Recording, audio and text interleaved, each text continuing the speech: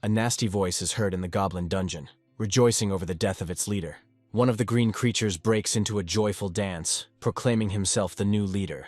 The dissenter rushes at him, also wanting to take the place of the strongest. In the ensuing fight, evil laughter and mutual curses directed at their opponent can be heard, and other creatures come running to the aggressive voices, chanting encouragement for their favorite. One of the green ones remembers that the leader had prey that he had not yet touched. He offers the second one to take her, but he expresses concerns about the type protecting her. After all, he could return at any moment, and then this attempt would backfire on them.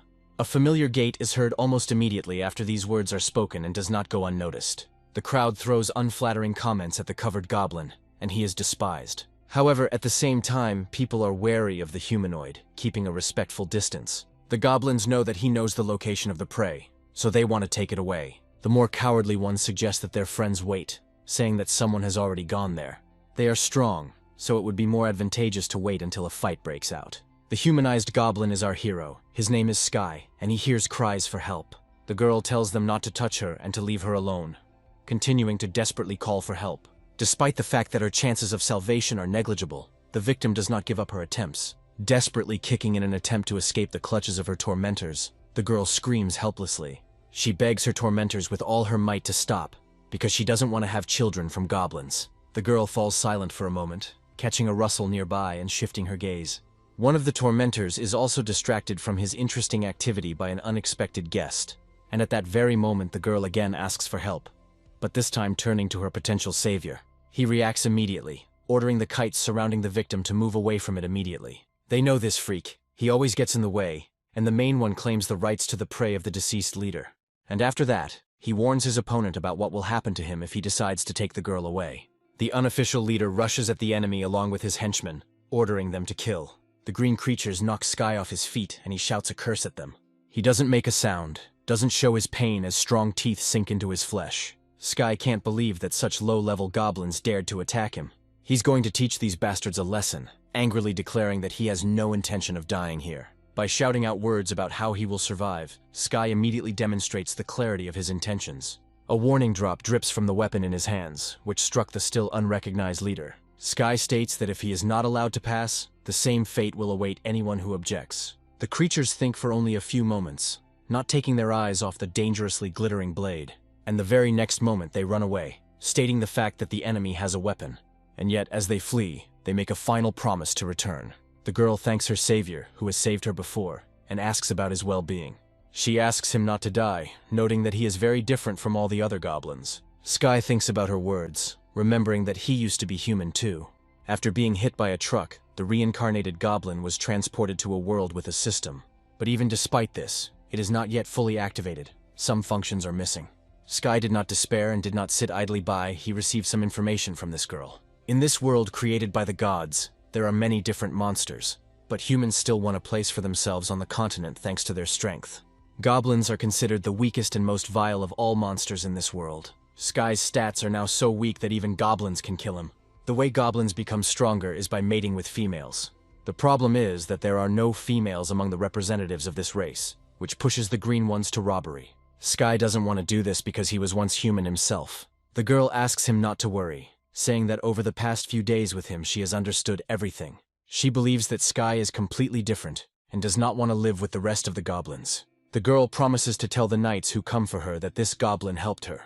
And knights are always honest and fair, so they will allow Sky to live in the village. The moment is controversial, but there is something in the girl's words, and the goblin decides to hold out until the knights arrive. There is an approaching noise from the depths of the dungeon, and Sky realizes that it is reinforcements. He tells the girl to hide somewhere, and she agrees, realizing the danger of her situation.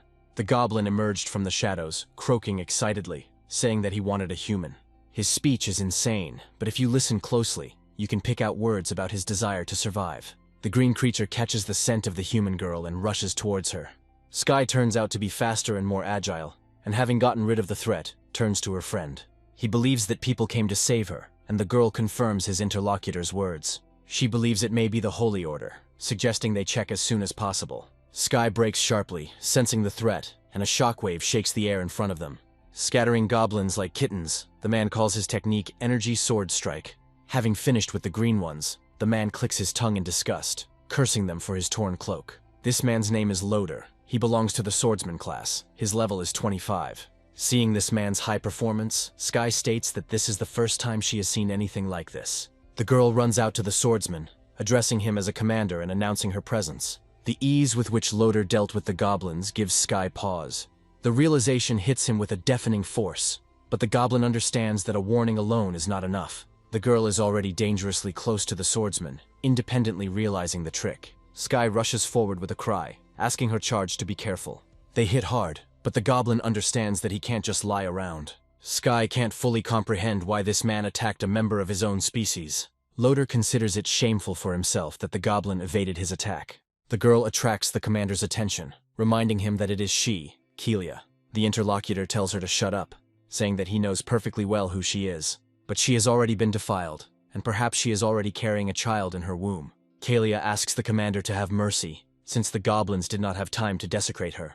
And it's all thanks to this creature, who was able to protect the girl from these lustful creatures. The man doesn't believe her, thinking that she could come up with something more convincing. He suggests not to resist his fate, and Sky cannot believe what is happening. He pushes the girl away, urging her to run away from this place as quickly as possible. There is a way out. Sky's legs are shaking, and his head is filled with thoughts about how he certainly didn't expect this. He can't believe he's been saved, and a female voice asks Loader to stop. The girl says that she thinks this goblin is a little strange, not like the others. Kelia crawls towards her and, turning respectfully, asks the Holy Virgin to save her. She continues to repeat the words of salvation incessantly, like a prayer. The saint addresses the goblin, more asserting than asking that he understands her. He knows that this Holy Virgin is called Freya, and she is his only chance for salvation. Therefore, Sky confirms the words of her interlocutor and admits that he used to be human. He says he can explain everything if they let him go with them. Loader acknowledges the goblin's uniqueness. Freya believes that he may have been sent by Mother. She asks Kelia if the creature really did not harm her, and the answer is yes. Freya agrees to take Sky with her, but warns that they will study him first. The saint turns to the goblin to find out what he thinks about this matter. He has no choice but to agree, because this is his only chance for salvation.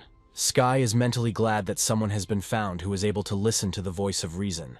And now, by going with these people, he can survive and prove his innocence. Freya gives Loader the order to leave, and he accepts it without complaint. Sky thanks the saint for her kindness, promising to repay them for their mercy in kind. The girl's voice sounds too cloyingly sweet when she agrees with these words. And Sky, hearing a suspicious sound behind her, turns around, shuddering all over. Reflected in his eyes, Kelia's body falls on its back, not showing a single sign of life. The saint begins to laugh ominously, saying what will happen when they return. Sky is afraid to even breathe, hearing that then he will pay well for everything. A week later, the bell calls residents to gather in the town square. Loader informs those present of the return of the divine child. He also says that the goblins ambushed and killed 30 residents. People start to go berserk, expressing a desire to punish the damned goblins proportionately. Loader says that the Holy Order has already destroyed these goblins, and they have avenged the fallen. Stepping forward, Freya strongly encourages the townspeople to continue visiting the temple. She promises to continue to protect her followers, and the crowd praises the temple. And they sing praises to their knights, wishing them a long and prosperous life. Today's sermon turned out to be quite successful for Freya. The people were topically stupid. The girl believes that now they will pray even more and make offerings even more zealously. A hoarse voice reaches the saint's ears, calling her name, causing her to turn her head. Freya asks her interlocutor boredly what he wants to surprise her with this time. Sky spits out curses furiously, but is forced to pause due to impotence. He calls the girl who captivated him a complete bitch, causing only a smirk from his interlocutor. Freya is amazed by the creature's tenacity, drawing parallels with members of its race. Now she understands why people can't drive them out of their continent. Freya suggests finding out what effect this poison might have on a goblin. Sky, wheezing with anger seething inside, reminds her interlocutor of her inhumane actions. He is struck by the duality of the Holy Order, which so extols human justice. Freya moves closer, demanding how the goblin dares to speak of justice. She believes that Kelia was bewitched by this lustful creature, betraying humanity. The girl considers goblins to be the real pests living on this continent, and she herself is doing one of them a huge favor by talking to him now. Freya believes that Sky should be grateful to her and donate his body to science. Along with the pain, which has already become habitual, thoughts of death come to him. Sky thinks that he really doesn't want to say goodbye to life like this. He believes that what happened is the result of his own actions. Sky recalls how horribly his tormentors treated him after returning to the village, and in the end he won't be able to hold out for long, because Freya the bitch hounded him to death. If he were given another chance, he would never trust people. Instead, he would have broken all their bones and drunk their blood, if only he had survived. And he remains, but cannot understand why and how he ended up in this place. The system notifies the user that he has died and offers to start over. Sky is surprised that it was only activated after his death and the opportunity. He learns that if he refuses, his soul will die forever. But if he agrees, it will return a week ago. In addition, its current memory and system will be preserved. Realization dawns on Sky. He laughs evilly, realizing that this is a wonderful opportunity. After all, this way he will be able to take revenge on Loder and Freya, so the choice is obvious. The system notifies its owner that his second life is about to begin. While moving, Sky finds out that he has now become a little stronger. He grins. The changes are indeed minor, but he believes it's better than nothing. The order is still here, so Sky needs to be on guard, because there will be no next reincarnation. Asking the system about its capabilities, he gets an interesting answer. The user can create a simulation to predict the future. Sky is interested in the possibility of predicting the future, and he rushes to test it in practice, giving the system the order to begin execution immediately. The option that gives you the most points is fighting alongside the goblins. You can also escape alone after uniting and starting the battle, leaving the green ones. And finally, you can hide deeper in the cave, praying that you won't be found. Sky considers the last option the safest, because the swordsman and the saint are very strong. And yet he chooses the first option, wanting to buy a weapon with the points he will receive in the future. The system voices a prediction that the user will die as a result, an unsuccessful option. Sky expected this, but he is pleased with the fact that he managed to earn 10 points. He asks the system to open the exchange for him, wanting to look at the weapon.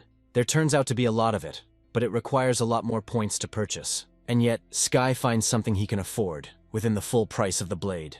The dagger turns out to be very sharp, and he realizes that such a weapon can kill. Sky becomes curious about why Kelia is not around. He asks the system about it. She reports that due to the reincarnation, some details of the timeline have changed. The girl was not captured by the goblins, and now she lives a happy and peaceful life in the village. Sky feels satisfied that he managed to fulfill his promise.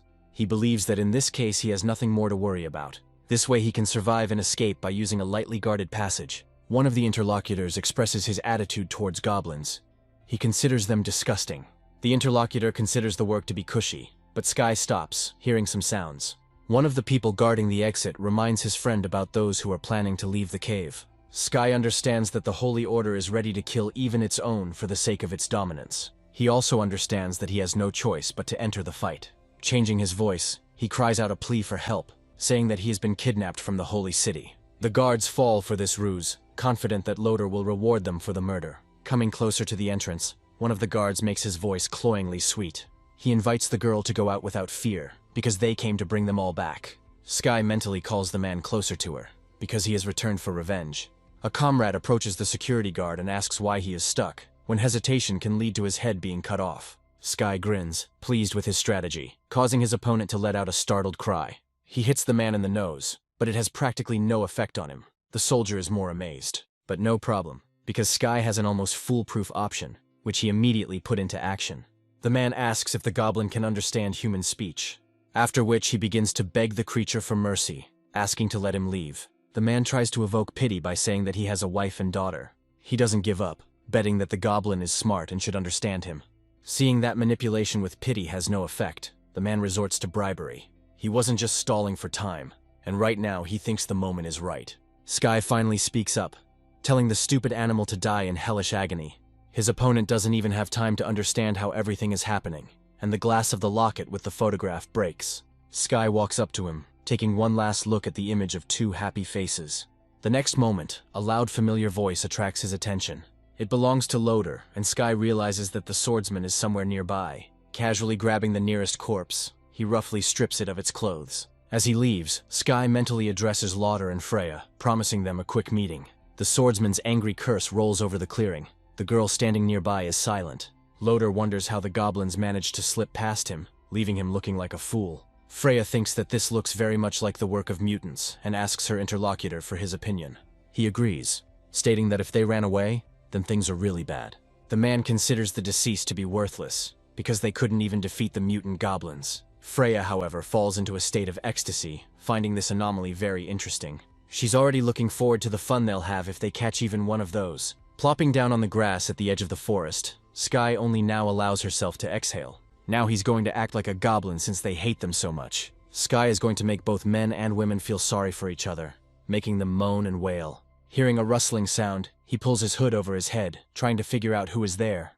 I don't want to believe that Loader and his men are still searching for the fugitive. Sky plans to gain an advantage by striking her opponent first. He cries out, asking who is there, and backing away trips over a stone. The creature, overwhelmed with emotion, gasps, and the hood reveals the face of its wearer. Sky can't believe that there is a goblin in front of him because he can talk. In addition, the creature's features appear to be feminine, which only adds to the questions. After all, goblins only give birth to males, so they reproduce by intercourse with others. The girl, meanwhile, asks not to hit her. She came to this place only to collect water. Sky also wants to know why this goblin speaks so well. After examining the stranger's status window, it turns out that marrying her grants the title of Goblin God. While he is reasoning, the goblin woman begins to speak again, terribly embarrassed. She says that she was indeed sent for water, otherwise the chief will kill her.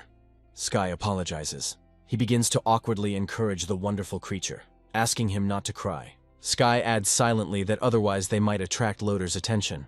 The goblin woman notices with surprise that her interlocutor can also speak, and he confirms this. And he understands that this individual was hardly able to talk normally with his fellow tribesmen. The goblin is touched by the stranger's concern and offers to return to the tribe with her. A shocked Sky asks if he understood correctly that it was somewhere nearby. He doesn't know if Loader is nearby, but finding a safe place is necessary. And only after this can you think about mating.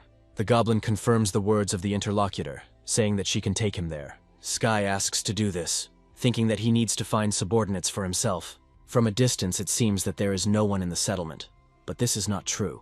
This becomes clear as the pair comes closer, arousing the curiosity of the residents. The green creatures begin to mock the stranger while insulting the goblin. Noticing that there are quite a lot of creatures in this tribe, Sky decides to start from this place. He says that he came to them to unite them and asks who is in charge here. The green finches continue to laugh, saying that it won't be so easy to meet the leader.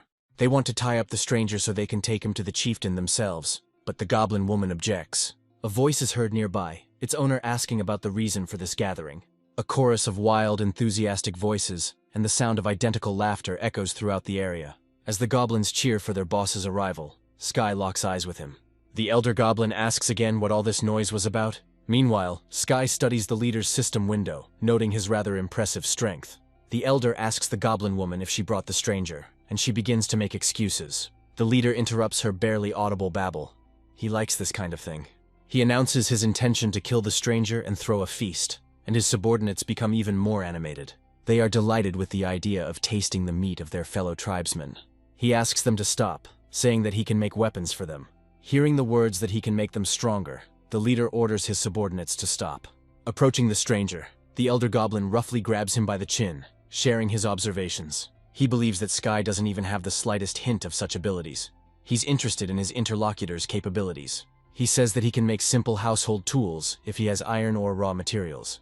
Sky continues to bribe the goblins with the promise of a chance to fight enemy races. The greenfinches begin to giggle enthusiastically, imagining their bright future in colors. The leader gives Sky a chance, ordering him to make a weapon in 3 days in order to have a chance to survive. Otherwise, the elder goblin promises to kill not only him, but also the goblin woman. Leaving Sky alone with his thoughts, the leader chuckles quietly and maliciously, gutturally. Our hero, realizing that these are not just threats, is going to stall for time. The goblin's movements become jerky. She slows down, asking those walking ahead to wait. She says that she can't go any further as they have already been on the road all day. The foot lands exactly where it was aimed, and a menacing giggle echoes across the clearing. One of the tribesmen tells the girl to shut up and continue looking for ore. The goblin asks them to stop beating her, promising to remain silent from now on. But kicks are not enough for the tormentors. They want to finally finish her off, but Sky is not going to see that. He reminds the goblins of the purpose of their escort. They need to find ore, not cause mischief. Sky also repeats his words about where the necessary mineral can be found. Everyone needs to bring at least a piece, otherwise it's all over for everyone. The weapon in the opponent's hands scares the hell out of the green creatures. They scatter in all directions, saying that this stranger has an iron weapon. Someone promises to take him down as soon as they get their own weapon. Sky is not surprised. That's why he's going to get ahead of them, realizing that it's time to get stronger. Sky asks Luna not to cry and slowly closes the distance between them. He promises that no one will touch the goblin if she is with him. There will be plenty of everything. Sky veiledly says that he will need her help to make this happen. Luna becomes curious and asks how her interlocutor can become stronger. He honestly answers that this is possible if she wants to have children from him. The goblin woman is wary of these words, but says that she hasn't tried anything like this yet. Sky says that it's nothing, because the main thing is her own desire. At first the goblin's eyes widen, but then she gives in to the pleasant feeling. In between caresses she says she wants Sky to become stronger, and a little later she asks him to let her give birth to his child. The system informs Sky that he will have 7 children. His level increases.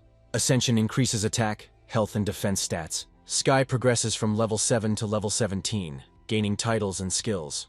On top of that, he manages to improve his form, and his chances of winning begin to increase. Taking the cloak, Sky covers the goblin with it, saying that from now on she belongs to him. He promises to always protect her, and Luna says that she thinks he is very good. Somewhere deep in the thicket, a heartbreaking cry and a request for help and salvation is heard. Running as fast as he can, one of the goblins warns the others about the demonic wolf. However, Sky notices iron ore in the hands of the escaping man. And yet, the appearance of the goblin cannot be called a success, because he brought with him great trouble. Sky asks Luna to stay put. The goblin asks him to be careful. The goblin and the wolf continue to approach, forcing us to act more actively. Pushing off the ground with force, which gives himself acceleration, Sky reaches his goal. Stopping abruptly, the recent fugitive looks at the fallen man with conflicting feelings. Sky, having finished visually assessing the mineral, orders the goblin to give it to him. He obeys the incredible creature without complaint, and also praises the submissive greenfinch. Sky says that she will make the goblin a weapon if he finds more iron, and he agrees. Later, our hero is satisfied with the effect obtained, bringing the matter to its logical conclusion. The opinions of observers are divided. Some are amazed by the work, while others are distrustful of the process. Sky demonstrates the weapon he made by stabbing it into the head of a dead wolf. One of the goblins confirms his words, adding that it was he who killed the demonic wolf. The goblins admire the iron spear, and Sky asks if they want it. The answer is obvious, and the green creatures begin to perform an intricate dance around the weapon. The leader, feeling the competition, strikes the ground with his staff, interrupting his rapture. He begins to slowly move towards Sky, paying him a compliment. The elder goblin admits that he did not expect the stranger to be such a master, but things won't be so simple if Sky wants to settle in their settlement. The chief gives the task of making 50 weapons in 2 days. The lower goblins are surprised. Some are curious why the elder is so cruel, while others volunteer to help Sky. On the appointed day, our hero shows the leader the fruits of his efforts. The goblins surrounding the scene are constantly chanting Sky's name. The satisfied leader praises the master's work and says that this day should be celebrated. Today, everyone should have a good meal to celebrate Skywood's arrival. The green creatures love this idea. They shout their approval and laugh. Luna notes that this sacrifice was made especially for her man. He takes the food from the goblin's hands and takes the first bite. This is enough to make you double over in unbearable pain. Luna groans in concern, asking Sky what happened to him. They are overcome by the croaking laughter of the leader, addressing our hero. He says that this will happen to anyone who dares to encroach on his authority. Grabbing Luna by the hair, the leader asks if Sky is really having an affair with someone like her. In that case, he's going to test this girl to see how good she is. Everything happens in an instant. The leader's hand and staff fall almost simultaneously. The elder goblin hisses angrily, asking Sky how he dared do this to him. He grins, noticing that his interlocutor lacked cunning. In his mind, he adds that he already knew that he would be poisoned, so he just played the game. Tearing his necklace, the elder goblin rushes at the enemy with the desire to kill.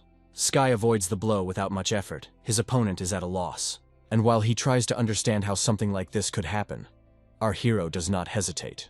And it only takes one right blow to carry out the sentence. To the sound of a falling head, Sky begins her speech addressed to the goblins. He declares that from today on, he is their new leader. Sky promises to help them fight the elves and humans, and also allows them to mate. He says that now they will always have meat, and the first cheers come from the crowd. Others follow him, and soon all the green creatures are chanting Sky's name. The self-proclaimed leader declares that this is his gift to them, and so the first desperate one rushes to the body of the dead leader, biting into it with his teeth. Sky, watching this, thinks that leading the tribe is just the beginning. His next target on the path to revenge against people will be the elven tribe. There is a cautious rustling sound in the bushes, and the next moment eyes flash out of their darkness. The elf, looking at the former scene of events, tries to understand what happened here. Her maid greets her princess, congratulating her on her return.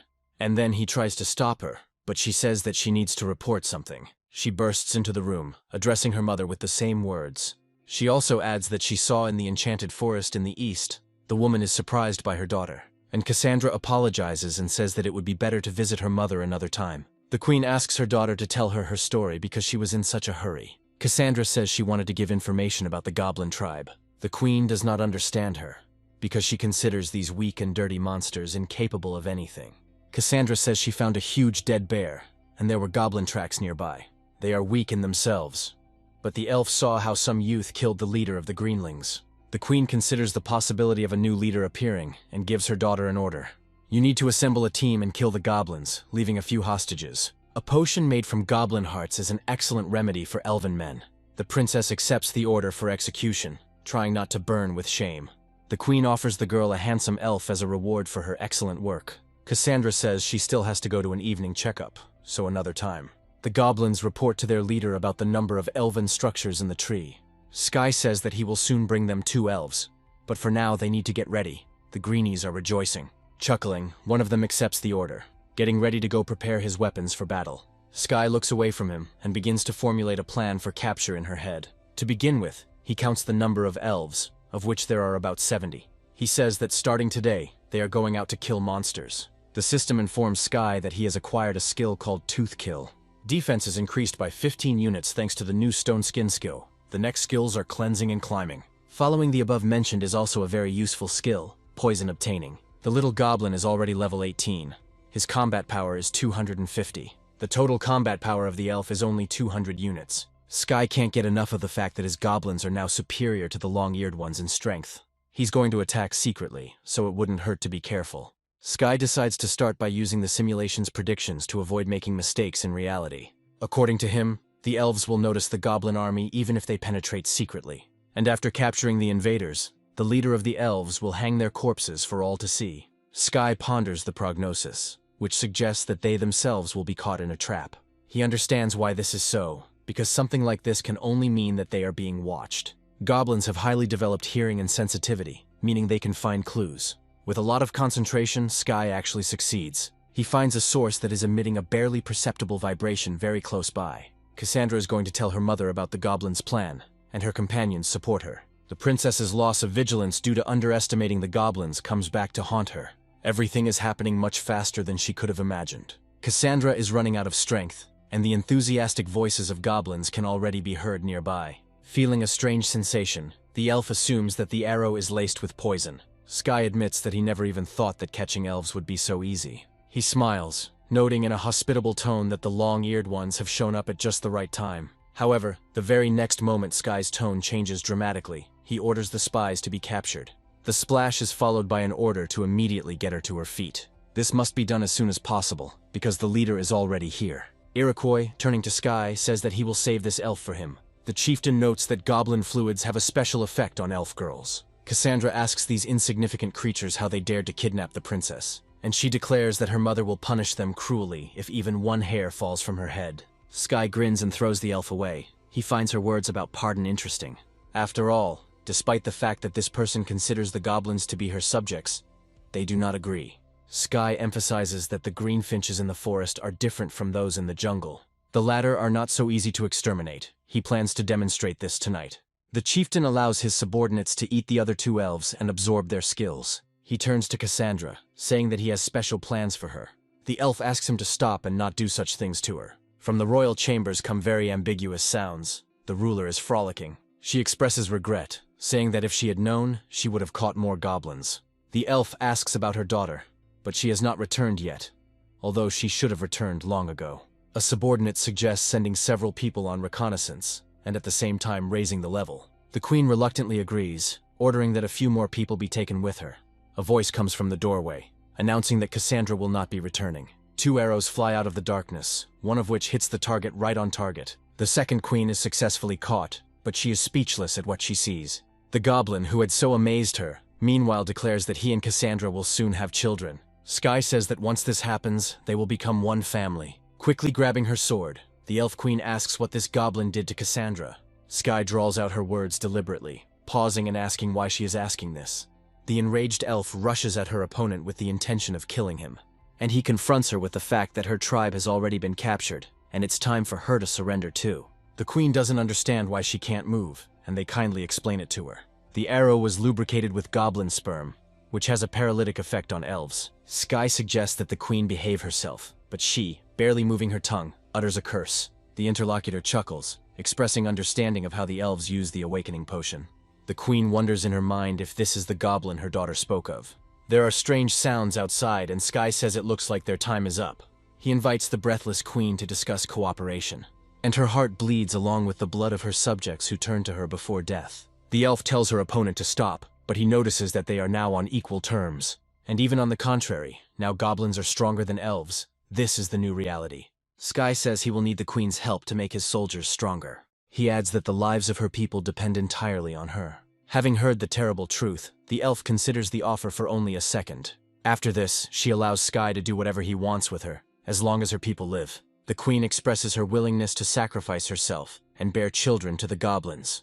Cassandra cries, turning to her mother and asking her what they should do now. She doesn't want to live under the care of goblins, and her mother apologizes, saying that she blames herself. Now among the elves, there are only women and children left who cannot defend themselves. The former queen admits that now, in order to survive, they will have to cooperate with the goblins. She says that from now on they will live among them. Cassandra calls for her mother out of despair. The elves are promised 3 meals a day, but are asked not to blame them if they go crazy. The older one expresses her understanding, but says that she has a request. She asks if, since these are her children, she will be able to take care of them.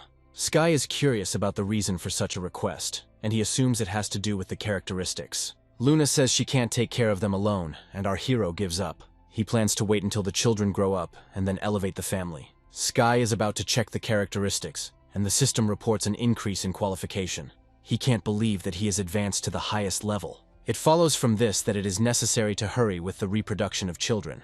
He plans to meet Loder when the children grow up, after which half a month passes. Hearing the cry of the newborn, the elf comes to her senses and jumps up sharply. She doesn't want to believe that this disgusting child is her child. Sky asks how many newborns they have. Luna says 3 or 4 dozen. Cassandra's heart-rending scream rips through the space, causing one to involuntarily shudder. The elf asks her not to give up and to hold on, but she says that she can't. The former queen asks for help for her daughter. It is difficult for her, as this is her first birth. Approaching the elf, Sky orders her to spread her legs. The order is taken into account. The second elf asks the goblin if he understood, and he confirms it. Cassandra says, her voice weak from the strain, that she can't do it. Sky tells her to shut up, reminding her that these are his children too. He later expresses relief when he notices that the elf is fine. Luna admires her husband, who replies that it was as easy as pie. There is a shrill squeal from behind, followed by a voice telling her to let go. One of the goblins chuckles, offering to do it again. The second wants to be first. The voice breaks off mid-sentence and the space turns red. Sky reminds the rapists of what was said earlier regarding these cases. Touching the elves is prohibited until they recover, and those who do not do so will be killed. The leader, emphasizing every word, orders not to touch the elves without his permission.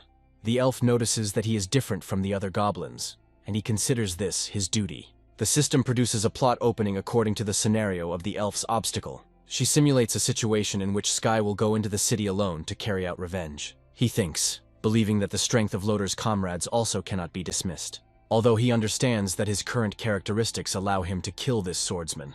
The simulation ends up failing, and Loder's assistant manages to get the goblin. Sky didn't stand a chance against this mighty swordswoman. The goblin cannot understand where this woman came from, how and why Loder would leave the city. He curses under his breath, realizing he needs to hurry. An idea comes to Sky's mind, and he approaches Luna, informing her. Since he is going to go to the human city, she will have to manage the tribe. The elf is amazed at the stupidity of this idea, and offers her help to the goblin. Sky mentally rejoices, because this was exactly his brilliant plan. The goblin continues to play, saying that this is unexpected, but the elf is pursuing her own goals. If Sky doesn't return, there will be no one to protect her and her surviving tribeswomen. Luna promises to take good care of the tribe, but he knows this without her. The observations bear fruit. Sky learns that the city is being patrolled again. In addition, the defense has been strengthened, which suggests the presence of a holy swordswoman. However, long inquiries yielded absolutely nothing. No one had even heard of her. The merchant offers to buy at least 1 apple from him, but the goblin has no time for that. Later, his attention is drawn to a crowd, and Sky changes direction, following it. From the excited conversations, the goblin learns that people have gathered before the city's raiding. According to him, Loader is in first place, representing the brave swordsman group. Sky realizes that this is not just a coincidence, and that this man has most likely risen again. He is going to find the clues, otherwise his plan for revenge will fail. From the tavern comes laughter, and a voice promising to treat everyone today. He suggests getting drunk again, and Sky stops, the voice familiar to him. And what's more, a goblin can never forget the person to whom it belongs. And of course, the owner of this voice turns out to be none other than Loader. One of the swordsman's subordinates begins to praise his commander. Someone supports the story that has been told, inserting their own catchphrase. Percy is asked what's wrong with his group and is sent away, sent to her. An argument breaks out between the men. They are going to test their strength. The owner suggests dealing with the dragon instead of wasting time with his fists. Sky is intrigued by the words about this evil dragon, which has entered the reproductive stage. The owner doesn't even want to think about what will happen if this monster attacks their city. He believes that the travelers will not be able to repel the attack, and the city will plunge into chaos. Loader shares with those present the secret that the Holy Swordswoman is already on her way. These words create a sensation, and the drunks begin to admire the man's coolness. Those present are confident that with the saint they will be able to defeat the dragon. Loader invites them to have a drink and celebrate the upcoming deliverance from the dragon. While Sky thinks this dragon is his chance, he is called from behind. The swordsman asks him if he really refuses to drink with them. He allows himself to answer, saying that it would be better to do it later. This guy seems strange to Loader, but he prefers not to develop this topic. The teacher is respectfully called out, informed that an evil dragon is approaching the city. Loader says no one dares to go against him. The Holy Swordswoman rises from her knees and turns to face her interlocutor. She asks about the progress of the mission. Loader answers about the placement of the hunters. They were placed in various places around the city, as the Holy Swordswoman had requested. The crowd discusses the blonde's appearance, admiring her prettiness. The swordswoman notes that now is a special time, and these good-for-nothings are doing who knows what. She gives Loader the order to immediately evacuate all civilians. People scatter in different directions as soon as they see the dragon, and hurry the nearest passers-by. They squeal and scream, stumbling and falling, asking anyone to help them escape. The Holy Swordswoman fearlessly follows the screams and finally spots her target. The goblin reports to his leader on the move that the dragon has already arrived. They checked everything. There are a bunch of soldiers at the gate, and now they don't know what to do. Sky says she understands that time is running out, but there isn't much time left. And the very next moment he announces the beginning of a grand game. The appearance of other dragons comes as a complete surprise to people. However, there is nowhere to go, and we have to fight, defending our native walls. Loader and Freya freeze like statues, unable to cope with their boundless fear. The Holy Swordswoman asks the warriors if they even know how to hunt dragons. She tells them not to stand there like a pillar, but to get ready, and they hurry to load all the guns. The blonde gives the order to shoot, seizing the right moment, and they obey. The others expected no less from the dragon hunter, but something was wrong. Something bad is approaching, causing the heads of the vast majority to ache. Loader knows what, or rather who she is, and she informs everyone else. This creature is called the Purple Golden Mother of Dragons, and you need to act quickly with her. The problem is that even crossbows can't harm this dragon. But she herself, offended by the lack of proper respect for herself, is capable of a lot. Under the influence of the enormous heat of the flames, the wall is holding on by its last breath. People run away in terror, trying to get as far away as possible. But they are asked to calm down. The Holy Swordswoman orders us to continue defending the city and leave the dragon to her. Concentrating her powers, the blonde produces destruction with the blade's energy. Sky, watching this, is surprised, because he did not expect such a thing from this saint. A goblin studies the Mother of Dragons system window, realizing that she is incredibly powerful. As paradoxical as it may sound, she is a real monster in this regard. Sky also takes the opportunity to gather information about the Holy Swordswoman named Alice. He expresses joy that he is not her target, and she is not far behind. Although the Mother of Dragons is stronger than the Holy Swordswoman, it looks like the latter will soon run out of steam. Sky sees this as a great opportunity for himself, so he can enter the city. In this scenario, people will fall into a trap, and he gives an order that is immediately carried out. Loader, breathing heavily, states that the dragon is very difficult to defeat. However, the man believes that the beast is a beast for a reason, so that it can be defeated. It's not possible to rejoice in success for long. Someone is shouting about goblins infiltrating the city. They ask him not to joke like that, because there are goblins in the forest. They wouldn't dare do something like that. But nearby, a woman's scream is heard in due time, followed by a voice asking for help. Noticing the incredible sight, Loader curses, racking his brains as to how this could have happened. Since there are not many dragons left, people do not give up hope. Loder asks Freya to help him deal with the goblins, and she agrees. They run after one of the green ones, not even suspecting that they are being followed. Loder is confident that those damn goblins won't be able to escape from them. The last thing they hear before the attack is a nasty barking voice. Freya asks the captain to save her, but he himself is not in a good mood. He does not understand where the enemies are coming from. Help comes to the aid of the captain and the saint, but they too are intercepted and surrounded. The knights are certainly stronger than the goblins, but they are not alone. Loder warns his subordinates at the last moment, but they don't have time to react. Two pairs of eyes widen as they watch the bloody spectacle. Sky admits that he didn't think he could catch them so easily. Loder angrily promises to kill every single one of the low-ranking goblins. Kicking him, Sky asks him to repeat what the man just said, and then he gives the order to leave the city with these two. The rest must go up with him. Someone gasps, in a frightened voice, reporting the abundance of goblins, which attracts Alice's attention. While she tries to understand why the goblins have come now, Mother calls the humans defenseless. And then he attacks, offering his opponent to die, who also has plenty of arrogance. And Alice uses her special sword skill, Iron Slash, wanting to draw blood from the dragon. The blonde wonders if Loder can handle the remaining dragons and goblins. An explosion thunders nearby, causing concern about the swordsman's fate. The mother of dragons smirks, thinking that the goblins have arrived just in time. She bids farewell to the swordswoman saint, returning to her original form. And flying away, he promises to meet her again after the wounds heal, but this time in a mortal battle. Alice is upset at first, but then relaxes, promising in return to find the nest. While walking down the street, the holy swordswoman calls out to Loder, asking where he is. Passing another pile of goblins, she says that they are all killed. One of the survivors notifies the holy swordswoman that Loder and Freya have been taken by goblins. Alice finds it hard to believe, asking how something like this could happen. The knight says that these goblins are not simple. They are much stronger than they were before. So much so that even Loder couldn't resist the mutated creatures. The holy swordswoman announces her intention to destroy all the goblin tribes in the forest. The woman asks her to stay because they can't do anything if there is another attack. From all sides, Alice's ears are filled with pleas from survivors to stay and protect them.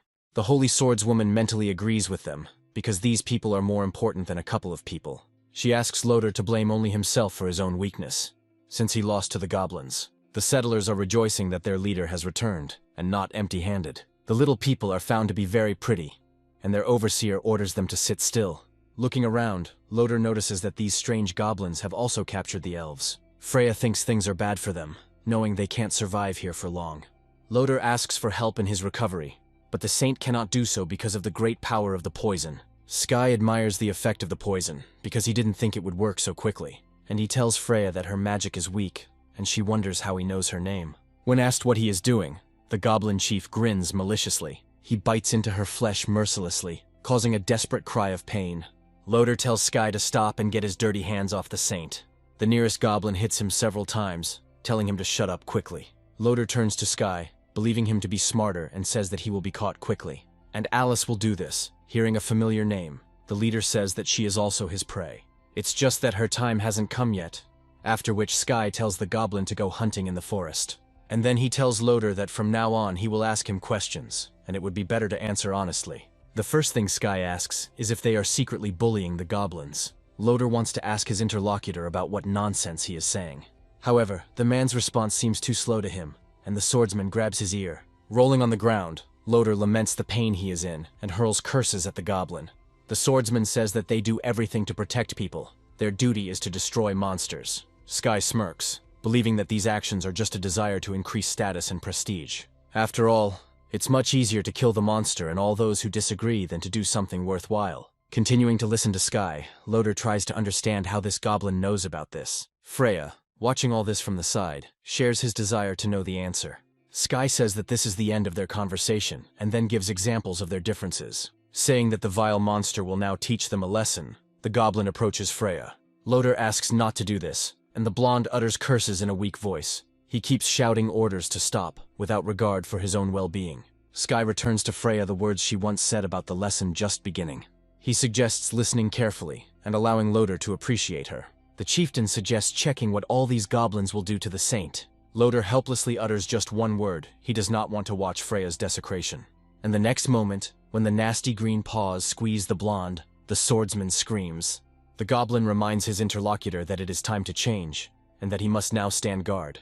He says that the leader said to hold on and not to kill her. The first one bursts out laughing. He asks his friend not to worry, believing that this female can live for a long time. Loder asks Freya to hold on and not give in to the goblins. She replies that she is fine. The elf suggests that Sky hates these people, and Cassandra agrees with her. Luna recalls her husband's words about how he had previously intended to take revenge on humanity. The elf considers this goblin to be the most special of all she has ever seen. Cassandra begins to feel that her mother is subjugated by this creature. She does not respond to the appeal. A subordinate informs Sky about the return of the second-generation goblins, who is surprised. After all, he considers such a quick return to be too early. He did not foresee this. The mad goblin notifies his chieftain that they have returned, and he evaluates him. And he asks about the reason for such an early return, while simultaneously clarifying about the success. They killed all the monsters nearby, so they headed west. There were strong opponents there, and Sky asks what tribe they were from. A third person joins the conversation, saying that the opponents belong to Bloody Tooth. Sky is intrigued by these large goblins, and a brilliant plan comes into his head. Loder scoffs at the idea, dismissing goblins of any kind as mere pitiful insects. Sky casually says that he has almost forgotten about him, and turning to his wards, he allows them to take this person for themselves. One of the goblins admires humans, considering their best asset to be their soft skin. Loder screams, promising these freaks that someday they will definitely be exterminated by people. A few hours later, Sky is asked about their next attack. The goblin confirms his wife's words, explaining that this way they will be able to become stronger. Sky says he has decided on the name of their tribe. They are now the Reedfields. Those who hear this begin to admire the leader, chanting praises in his honor. The goblins are delighted with the new name of their tribe and pronounce it with rapture. Luna notes that the big guys of that tribe might cause problems due to their strength. Sky tells his wife not to worry about it, saying that he has something for them. Later, he surveys the area, wanting to see the enemy's strength with his own eyes. Sky is convinced that there really are many species there, but the reason for the goblins' fear is unclear to him. He wonders where their leader is. But it disappears almost immediately, as it appears before him in all its glory. This creature turns out to be elite. It has a level of 50th. Sky thinks they can handle a dozen, but capturing them alive will be difficult. Each of them will have different resistance to poisons, corresponding to the size of the creatures. Memories of the technique Freya used on him in the past give birth to a plan. Sky is going to visit the saint, thinking that her technique might be useful to him. The goblin informs the chieftain that his task is completed. Freya is almost dead. The woman asks to kill her, because this way she will be able to atone for her sins before God. Sky carefully wipes her body, and Freya can't help but sigh in bliss. Trying to understand who showed her kindness, the saint slowly turns around. She jumps up in place with a furious scream, telling Sky not to come near her. The woman feels like she's going to go crazy soon, and says it's really painful. Bringing Freya to her senses, Sky suddenly grabs her and presses her to himself. In a gentle voice, he informs her that her punishment is now over. The woman pulls back a little to look into her interlocutor's eyes and clarify. He confirms what was said, saying that all she has to do is prove her loyalty. She can do this in one of two ways. The first is choosing God. According to the second, Freya can become Sky's pet and worship him. The woman exhales loudly and seems to be about to say something, but this is not the case. Just like a dog, she licks her owner's hand, receiving approval. Sky says that from now on, he will be her sole owner. So he wants to call her a little bitch, and she doesn't mind at all. Lifting Freya into his arms, Sky carries her to wash herself, lowering her into the pleasant water. The woman says that she is ready to give anything to her lord for such a favor. Sky feigns surprise at the coincidence, saying that he had just wanted to ask her for something. He wants to see Freya use her saint skill in the cage. The woman doesn't understand him.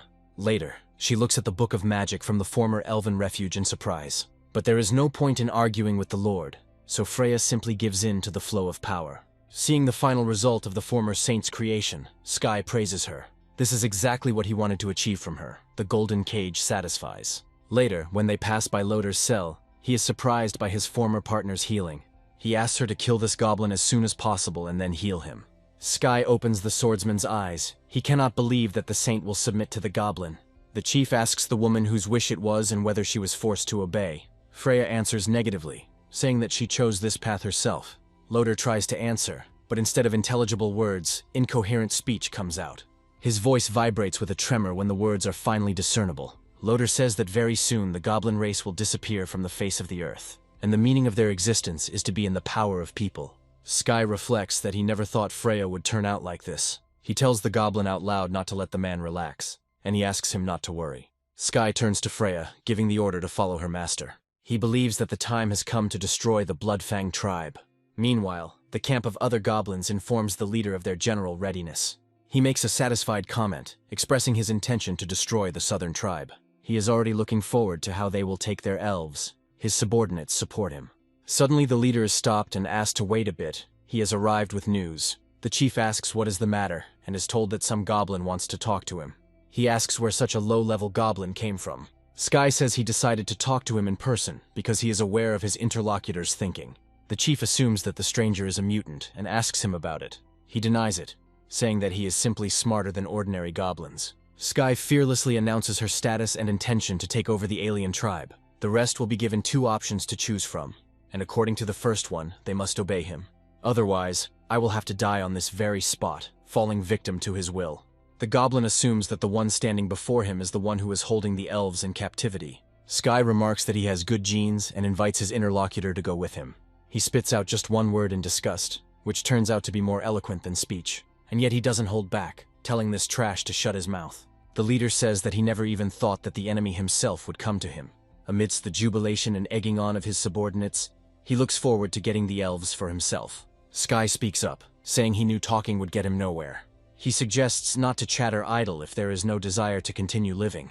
Spraying blood in all directions, the leader promises to finish off his offender. One of his subordinates orders the others to kill the enemy, avenging their leader. By effectively raising his hand, Sky gives a signal for action. The herald lets out a strangled cry, trying to understand where such great power comes from. Using the clone skill, he is told that all this is thanks to progress. This is followed by an order from Chief Sky to destroy the Bloodfang tribe. Our hero orders everyone to leave their shelter, and the movement skill is activated. There are a lot of goblin warriors around in just a few seconds. Sky mentally notes that his plan is going like clockwork. He believes that now he can relax and draw his attention to himself. The opponent actually appears nearby, promising to take Sky with him, even to hell. This is exactly what our hero expected, he calmly calls out to his human pet. She, having performed certain combinations with her hands, summons the golden cage. The captive lets out a loud roar, wondering what just happened. He finds this technique terrible, confident that he will not be able to bear this light. And while the goblin writhes in agony, struggling with his own mind, Freya turns to the Lord. He praises his pet, saying that she will soon become even stronger. After her lord generously rewards her, Freya emotionally thanks the goblin. Under the curse of the Bound One, Sky says that soon he will become a hero of his kind. Later in the tribe, he notices that the job of subduing the goblin turned out to be quite a task. However, he finally finished, and now there are no threats to him and the tribe. Loder tries to understand what kind of creature is in front of him, and where it gets so much power from. Noticing that it's time for the goblins to start fertilizing, Sky asks Luna to take care of everything. Leaving Freya to his wife, the chieftain asks her to obey the goblin. Sky asks Leah to help him with his clothes later. He needs to meet a friend. The woman repeats her master's words in surprise, and he confirms them. After which Sky says that she is going to meet her true friend. Amid the cries of seagulls, he notices that it is time to meet a real dragon. After all, he needs an assistant who would provide support in the battle with the Holy Swordswoman.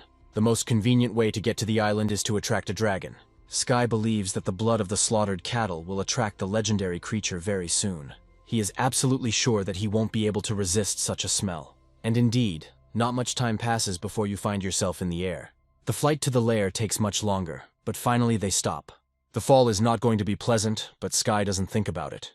He's preoccupied with future gains. Shaking himself and looking around, the goblin notes that this dragon does not live alone. He is about to find the dragoness, but hears a voice behind him, surprised by a strange thing. The dragon remembers this goblin, asking why he came to her lair. She wonders if Sky wants her to eat him, and Mother's companion licks his lips. The goblin asks her to take her time, saying that he came to her to discuss cooperation. The mother admires this, noting that she has never even heard goblins talk about cooperation before. She agrees to listen to Sky, because she remembers that he helped her once in the past. The dragon woman promises not to eat the goblin if he manages to convince her otherwise. He starts a conversation about the Holy Swordswoman, proposing to join forces for mutual revenge. The mother is even offended by this, perplexed as to how low-level people can talk about such things. And yet she is interested in the goblin's plan.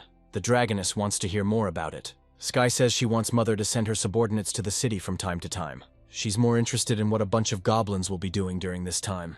The dragoness is even more interested in what her current interlocutor will do. The mother remarks that it is not worth fighting such a powerful man face to face. She believes that in order to defeat an enemy, it is necessary to attack his weak points. The woman laughs, confident that there is no danger for her soldiers, that the weapons are safe for them. Sky offers his interlocutor a deal, and she agrees, but with some reservations. She admits that she didn't think a goblin could be so smart. His mother says the more she looks at him, the more she likes Sky. She offers to reward her, and the goblin realizes that this female is ready to breed. He says that just looking at her is not enough, and it's time to reward her properly. The mother of dragons admits that she is at a loss as to what to choose as a reward. Loader cannot understand why the knights have not yet come to his aid. He is well aware that he might break down if he stays in this place. He needs to get out. The problem is that the man doesn't know how he can escape. Noticing an uninvited guest, he begins to scream desperately, announcing his approach. Loader asks him to let him go because he doesn't want to burn alive with the goblins. One of the appointed commanders orders his subordinates to be ready to carry out his instructions. But Leah asks everyone to wait, noticing an unusual silhouette on the dragon. Oddly enough, they listen to her and also begin to look closely at the rider. The same one, amid the bewildered cries of his subordinates, announces his return. Carefully stroking the dragon's muzzle, Sky invites him to rest in this place. The goblins begin to chant the name of their leader, singing his praises. Loader begins to seriously doubt that this creature is a goblin. The royal knights respectfully greet their mistress, the holy swordswoman. She also tells them not to waste time and to develop a rescue plan as quickly as possible. Sky launches the simulation mode, modeling all possible outcomes, and is surprised by the result. He chooses the third option, which is to speed up time until the end of the month.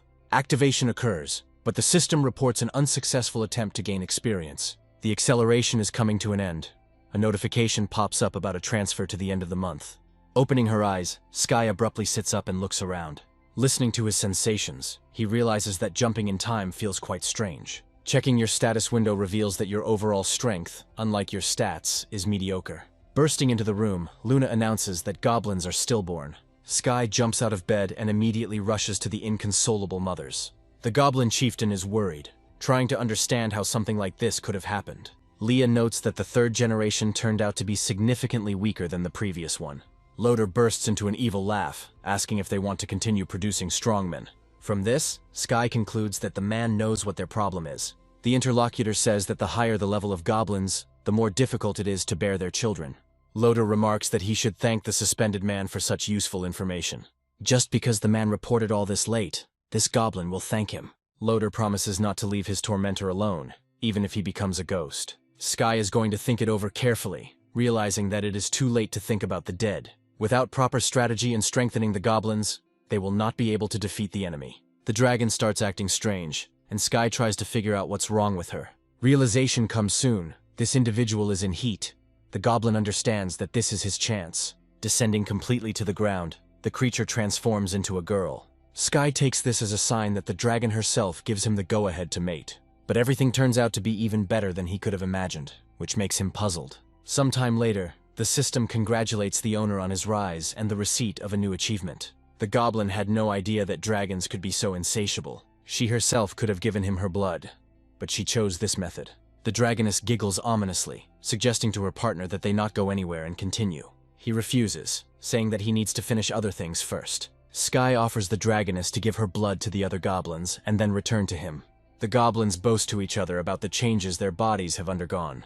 And all thanks to the blood of dragons, the greenies have increased their strength quite significantly. Sitting next to the legendary dragon, Sky thinks about what he would expect from his kind.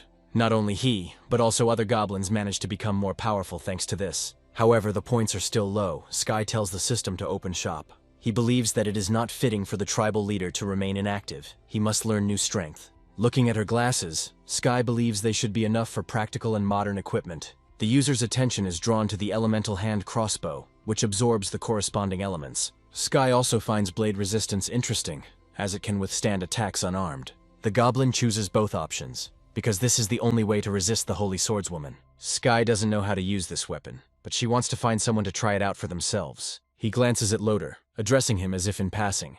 And, changing his expression, he says that the man is ideal for this role. Asking him what he is doing, Loader asks his interlocutor not to come closer. However, this did not save him, and the man became the first to test Sky's power on himself. One of the girls pretends to be in trouble.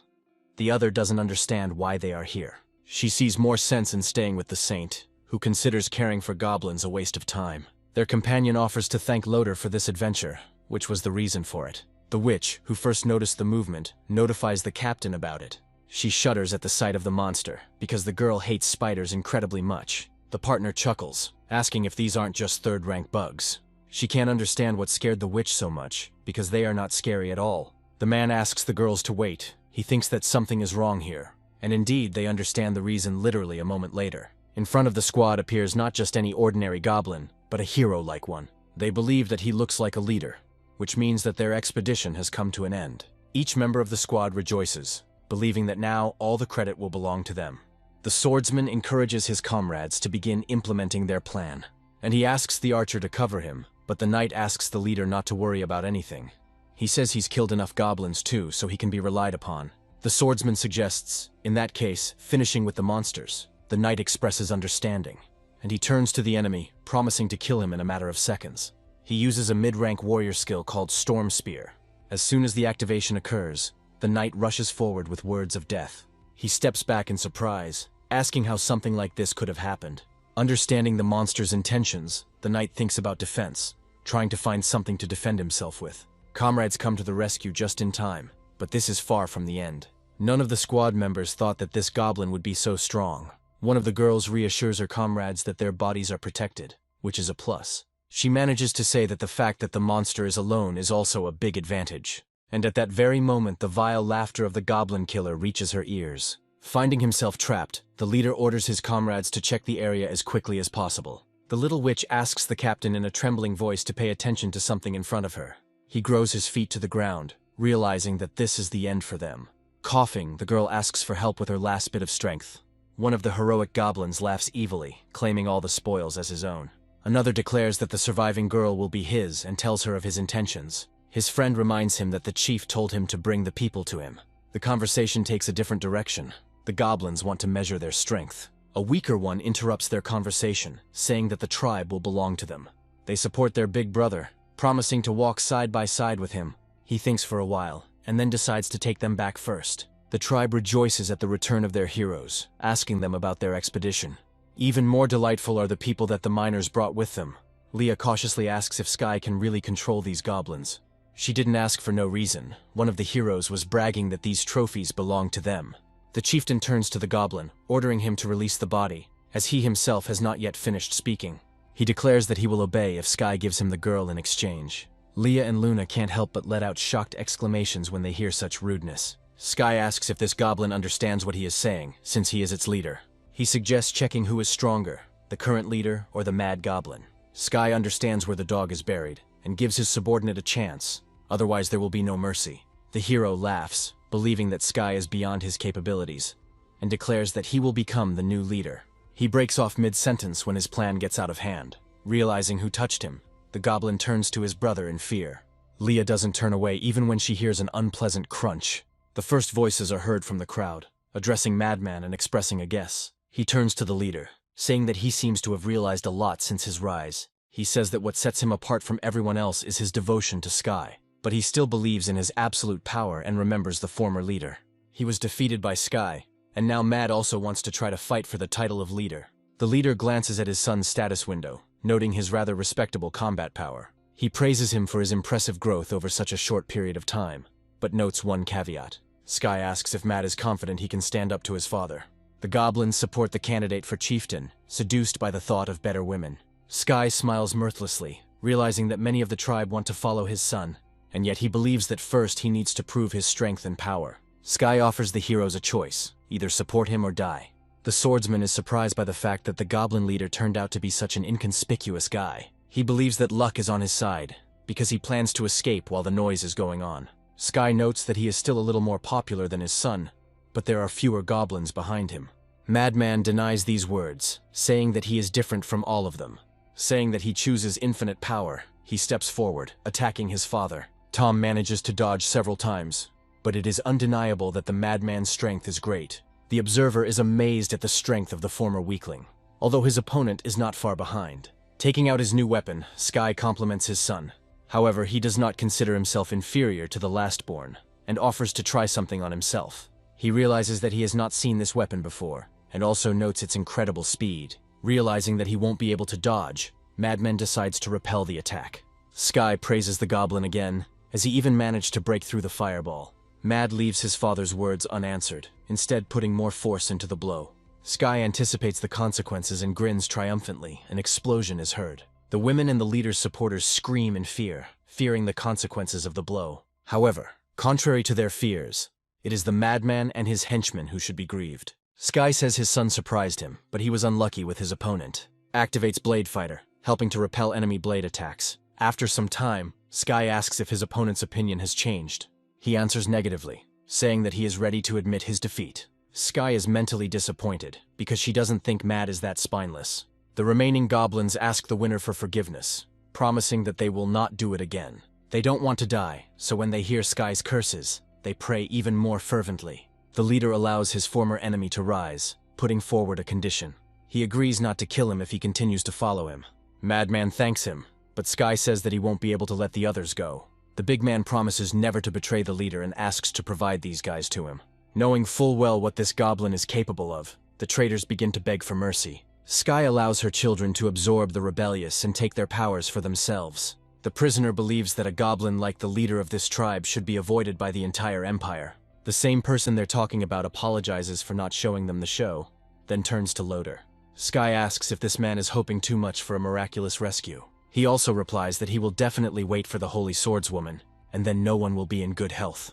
The man bursts into manic laughter, starting to spit curses in all directions. The second captive joins Loader in this belief, saying that Alice will come with an army. Hearing the words that she will deal with the dragon first, Sky scoffs. The interlocutor believes that the goblins brought them here to mock them, but he doesn't understand such a joke, so he asks to end this game. The warrior also asks to die with Loader if that is possible. Sky thinks for just a moment before agreeing to the prisoner's request. She is pulled out of the embrace of sleep by a loud and worried voice addressing her. Alice tries to understand why it is so noisy and makes some guesses about it. The knight mumbles something unintelligible, and the swordswoman tells him not to drag it out. The man reports that all the knights of the Silver Blade have been destroyed except one. The nun reports that these wounds are too severe, and healing is not helping. The Holy Swordswoman asks where such injuries came from and what happened to the others. The mortally wounded man reports that the goblin hero was the cause of all this. When they went on the run, they should have been more careful, but everything happened as it happened. The knight goes to great lengths to tell them that they all had a hard time. The nun asks him to hold on, and the sorceress is amazed at the cunning of these goblins. The knight does not consider these lesser creatures to be anything special, even if they are heroes. Alice notes that she cannot stand against the dragons alone, and the goblins can be cunning. She orders that several people be sent as support. They need to protect the city. The knight, making careful pauses, tries to remind what happened to the previous team. The sorceress asks if he really thinks they are still alive. They turn to the Holy Swordswoman, believing that there is no need to send anyone. The Death Knight's leader, Kazimov, says he is not surprised that the regiment was defeated. His soldiers were too arrogant, and the man asks to take up saving people. Alice asks if he really thinks he can handle this alone. He says that he once fought like this against 4 Titan warriors and survived. He is firmly convinced that now even these goblin heroes are no match for him. Asking the system to open the story panel for him, Sky begins to study it. The tribe managed to subjugate Kazimov, but it suffered very serious damage. Sky is interested in why this man came alone and how he managed to cause damage. He wants to personally take the initiative to get rid of Kazimov, not run away. But Sky also understands that she needs to prepare carefully, as the enemy is strong. A terrible laugh rolls through the goblin settlement as Loader announces Kasimov's arrival. He is incredibly happy that finally, each of the green creatures will come to an end. The man says that this man has even fought with Titans. He is incredibly strong. Sky notices that Loader believes in him and asks who the Titans are. The interlocutor does not refuse the pleasure of sharing this information in more detail. He repeats in various variations the words that the goblins are finished. Sky calmly encourages the hanged man to talk about Kasimov's techniques, and he himself thinks, believing that he needs to be careful, so he is going to send reconnaissance. Kasimov is puzzled by the fact that there is not a single monster in the forest. He finds it strange. Noticing the remains of the previous detachment, the man speaks of it unflatteringly. But then Kasimov laughs, finding the smell of blood swirling in the air incredibly sweet. He wonders if his current rivals can make him happy. In the depths of the thicket, one can hear crying and a request for help and salvation. Looking around carefully, Kasimov tries to find the source of the sounds. The crying does not subside, and the man spurs his horse, rushing towards the voice. When Kasimov can already discern the outline of a man, he turns towards him. Looking closely at the features of the crying girl, the man realizes that she is familiar to him. He hesitates and begins to speak, but Freya interrupts him. She asks Kasimov in a plaintive tone to help her, addressing him by name.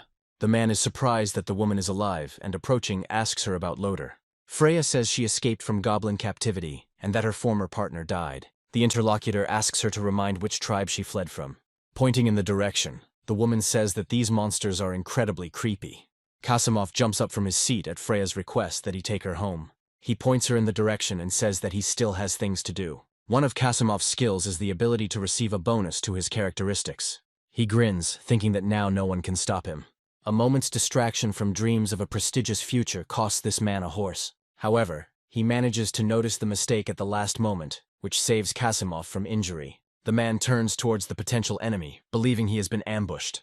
Everything turns out to be more trivial, but Kasimov asks Freya if she really hasn't left. Instead of answering, the woman produces an explosion of divine light, causing the man to cry out. He tries to come to his senses and asks Freya what she is doing. With reverence in her voice, the woman says that the master ordered her to kill him.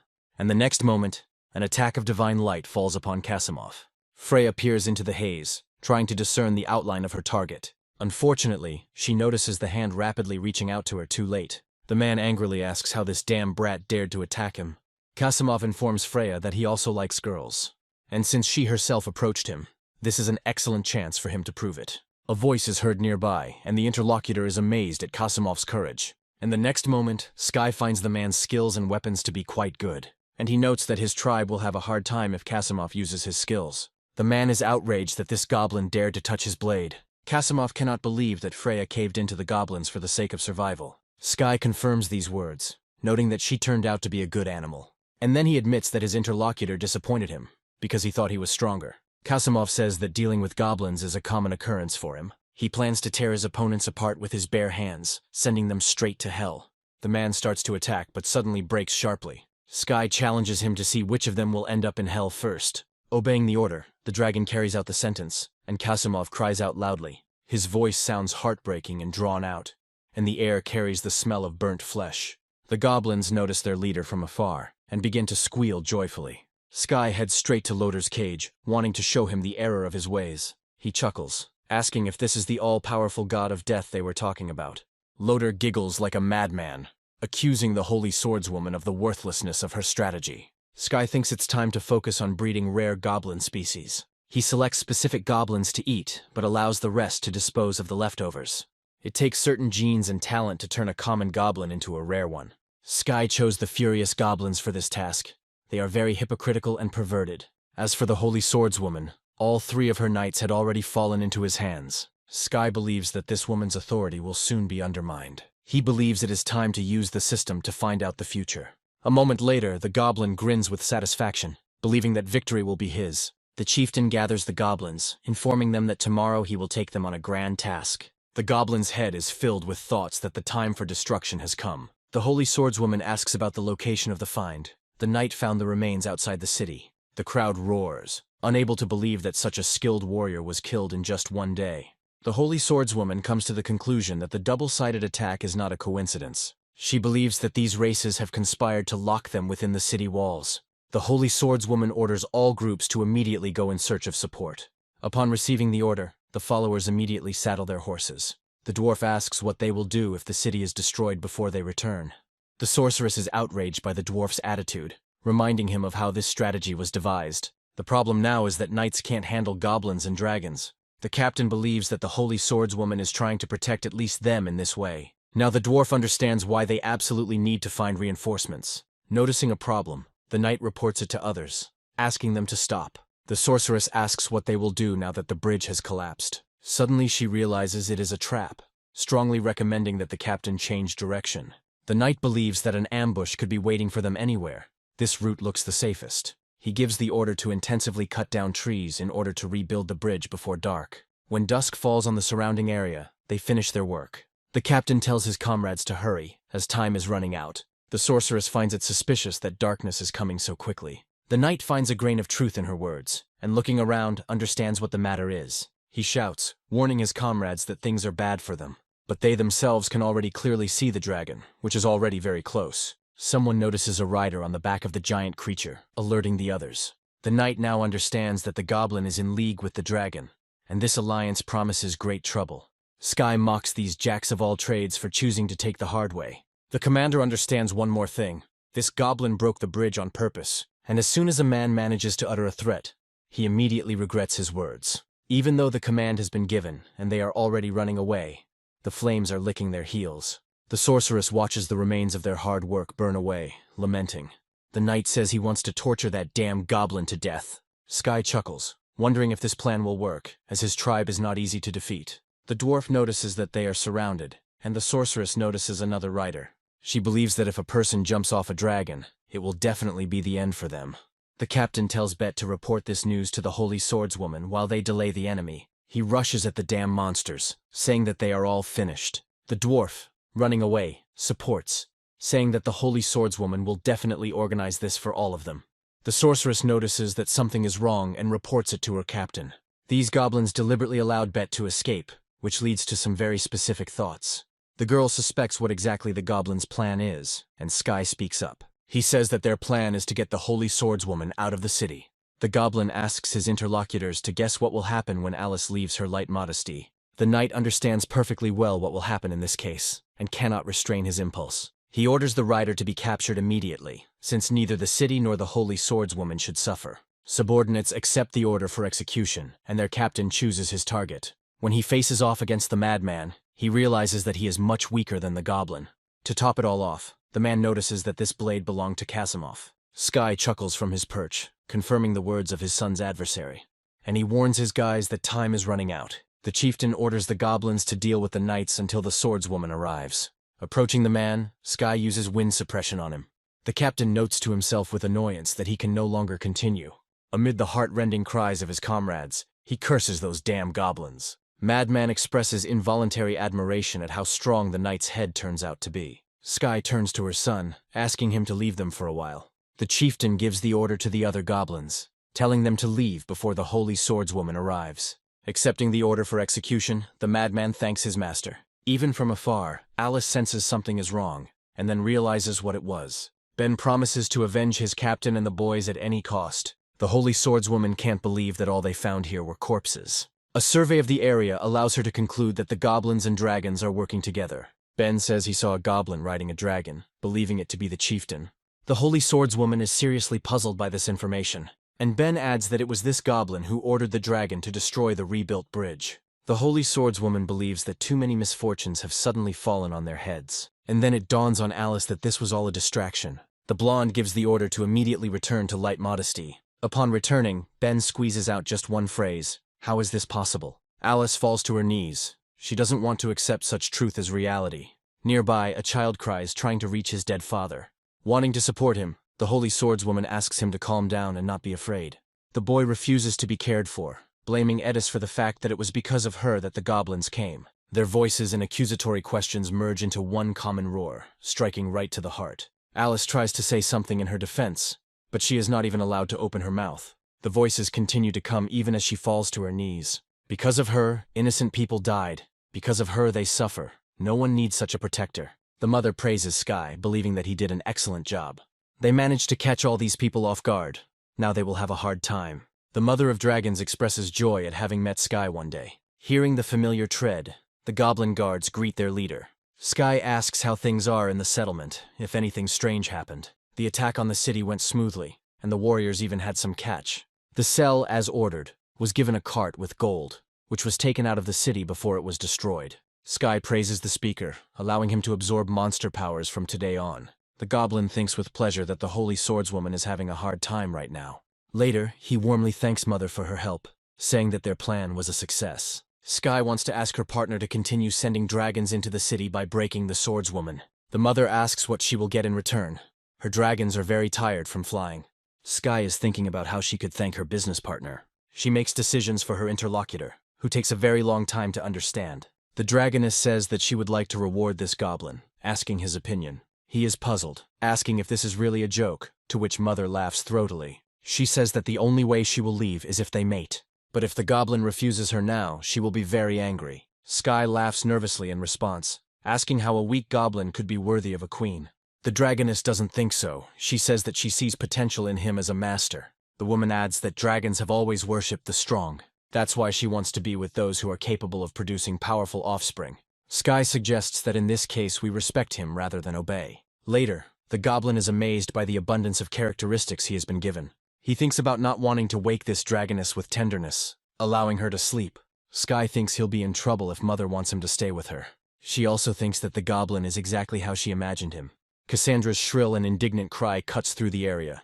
She clarifies whether she understood correctly that the leader wants them to leave. He says that given their increase, he is allowing them to leave. Leah confirms these words, saying that they really can if they want to. She herself commits an act that surprises many. Leah asks Sky for permission to follow him, as she considers him to be a difficult goblin. The chief notes the woman's intelligence, promising that if she stays, he will not attack others. Cassandra cannot understand her mother, asking how she can stay in such a place. And the elves, one after another, say that they will follow the example of their queen. Sky smiles because that was exactly his brilliant idea. He tells the elves that from this day on, they are his subordinates, and not prisoners. Since the Holy Swordswoman has fallen, there should be no obstacles to development now. Madman notices that these women are too small for him. Leah says they can help with artificial breeding. Sky agrees. A goblin runs up and tells his leader that one of their fellow tribesmen is dead. Sky is clearly not happy with the news, and he is in a hurry to see everything with his own eyes. Witnesses say this male went crazy in the blink of an eye, but the one who was thought to be dead lets out a muffled wheeze. Each part of his body undergoes approximately the same change. The goblin hiding behind the chieftain squeals, noticing that the former corpse has just come to life. The same one after mutation becomes a goblin of the Mad Warrior class. Sky thinks that if it weren't for the Dragon Mother, he might not have gotten such characteristics. While the revived one rejoices, the leader suggests focusing on raising the next generation. 3 months later, in one of the Light Modesty hotels, a conversation about Alice takes place. One of the interlocutors notes that in her place he would have gone crazy long ago. Another party intervenes in the conversation, finding something funny. Somehow, these goblins were able to deal with even their best warriors. Seeing the commander of the Brave Detachment, someone calls this man King Sithel. After a 3-month breeding season, Sky now has 150 newborns. During this time, the royal family issued a bounty to find and exterminate his tribe. The system briefly describes the enemy types, asking the owner to remember to prepare for battle. Sky is confused, realizing that they are all superior to the Holy Swordswoman. He starts thinking hard about what to do with them all this time. At this time, Leah approaches the leader, saying that she wants to report something to him. The woman is intriguing, and Sky asks her what this news is. The new generation has grown up, but there aren't enough resources for everyone, and training is being delayed. Sky understands that it is time to move, but the new house must be well fortified. The leader gives the order to move immediately, realizing that it cannot be delayed any longer. Luna asks again, puzzled, and Leah obediently accepts the will of the master. Sky has his eye on a place that he thinks is a good fit. The interior of this cave is very good. It is impossible to find a better lair. The chieftain addresses the goblin warriors and earth goblins, giving his orders. He tells them to take a few men to clear away the gravel and strengthen the cave. No one speaks out against it, understanding that children should grow up in safety. Sky says that from this day on, this place will become their new home. And now this matter can be celebrated. He orders them to obey him in everything, otherwise they will die. The goblins unanimously support the leader, starting to chant his name. After the relocation is completed, Sky decides to check out Light Modesty. He is going to see for himself those whom the system had in mind in order to evaluate them. The innkeeper asks why His Royal Highness decided to go after the goblins. He replies that first of all, he wanted to save his useless brother Loader. Well, for the company, there was an opportunity to deal with these devilish spawns personally. A provocative laugh is heard behind Sittle. The one who uttered it thinks otherwise. He is sure that His Highness simply wants to make some money by killing green creatures. But this old man understands him, saying that he also wants to take part in this action. Those present perk up, amazed that the wizard Gru has also arrived. He is the leader of the Grey Hat Regiment, and is a diamond-level character. Sittle notices that this old man is completely unable to keep his mouth shut. He is about to answer something, but he is interrupted by loud and completely uncontrollable laughter. Sittle also turns his gaze to the source of the sound, wanting to see this impudent fellow personally. He reminds them in the meantime that this time the cold-blooded Luciana is taking part in it. The visitors begin to talk about this man who is greedy for money. Sithel clarifies whether this man is the Wandering Brave. The latter says that his main goal is to kill the dragon, the rest is unimportant. He reminds his interlocutors not to underestimate goblins. Gru agrees, saying he has seen more goblins than they have seen women. and this race cannot be exterminated for even 1,000 years. Gru considers the goblins a real problem, saying that if it weren't for the money, he wouldn't have agreed. Siddle agrees with these words in his mind, remembering his fallen comrades. He turns to the old man, believing that together they can definitely deal with these greenies. Gru bursts out laughing, saying that he won't refuse His Highness's offer. To himself, he thinks that if they get into danger, he won't even have to strain himself. One of the strategists thinks it would be best to lead a team of people into the forest. Siddle wants to study the area first, and only then make a concrete plan. Gru thinks he's too cautious, letting him figure everything out on his own. He doesn't care. Siddle breaks off mid-sentence, accidentally noticing a familiar person in the crowd. He asks his interlocutors to wait a little, saying that he knows this madman. The wizard also knows Goblin Slayer and offers to chat with him for a bit. His Highness has never heard such a nickname, which is why he is so surprised. Blocking the path of his interlocutor, he apologizes, saying that he did not know about his status. He asks why he was stopped and says that he didn't want to be exposed. The wizard mocks Sithel, starting to list the Goblin Slayer's merits. He invites the knight to join their group and fight side by side. The interlocutor categorically does not like this proposal and asks to clear the way for him. Gru doesn't like this man's insolence and asks him not to forget this moment. The wizard is outraged by such behavior, even when the person is very strong. Siddle asks again, clarifying what he was planning to do there. While observing her target, Sky uses piercing vision to study the information revealed. The goblin is amazed by the overall combat power, which fluctuates between 1,000 and 3,000. He asks the system if there are any solutions in this case. The system apologizes to the owner, responding that there are no solutions yet. The goblin's attention is drawn to something else, and he tries to get a good look at everything. Seattle has the ability to deter. Its combat strength is 1,300. Gru has a wide range of skills and a total combat power of 1,400 units. Sky believes that despite their diamond rank, there shouldn't be any problems. The only thing he thinks is that Goblin Slayer deserves special attention out of the trio. While searching the former settlement of the Sky Tribe, the wizard finds something strange. He wonders why they discovered such a large settlement just now. Siddle pulls him out of his thoughts, offering the old man something to look at. When accepting the find, the wizard already guesses what it might be, and he is finally convinced of this when he inhales the familiar scent. He says it's elf hair. Siddle can't believe they're working with goblins. The wizard is of the same opinion, believing that it was the elves who helped the goblins hide. To his companion's puzzled look, Gru explains that this butterfly loves the scent of elves. The wizard suggests that they will be able to find the fugitives with the help of this insect. Noting the direction of the butterfly, Siddle is amazed that the goblins could cross the river. He suggests waiting until Goblin Slayer does everything. Gru does not agree with His Highness. The old man asks his interlocutor to look in a certain direction. He can't help but let out a cry of delight as he calls the green creature. His Highness gives the order to set out in pursuit so as not to lose the fugitive. Sky grins, pleased that these idiots took his bait. Suddenly, a strange sight catches his attention and the goblin takes a closer look. Goblin Slayer laughs, noting out loud the incredible beauty of this place. The knight's behavior seems strange to the goblin chieftain, especially his laughter. Sky is speechless when he sees who appears before him just moments later.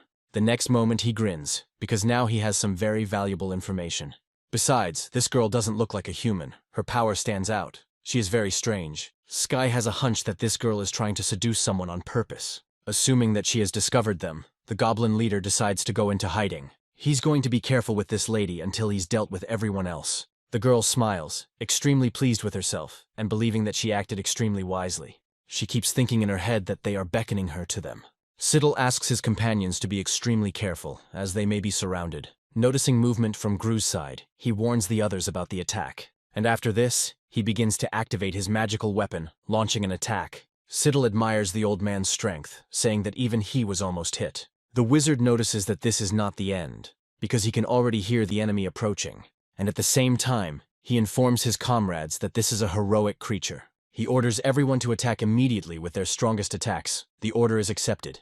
Gyur himself resorts to using the fireball technique. To prevent a powerful attack and the subsequent shockwave from washing over them, a defense is put up. They wait for the haze to clear to see the lifeless body, but instead they are stunned. It's really hard to believe, but the enemy is still alive. Meanwhile, Siddle informs the others that they are surrounded by enemies on all sides.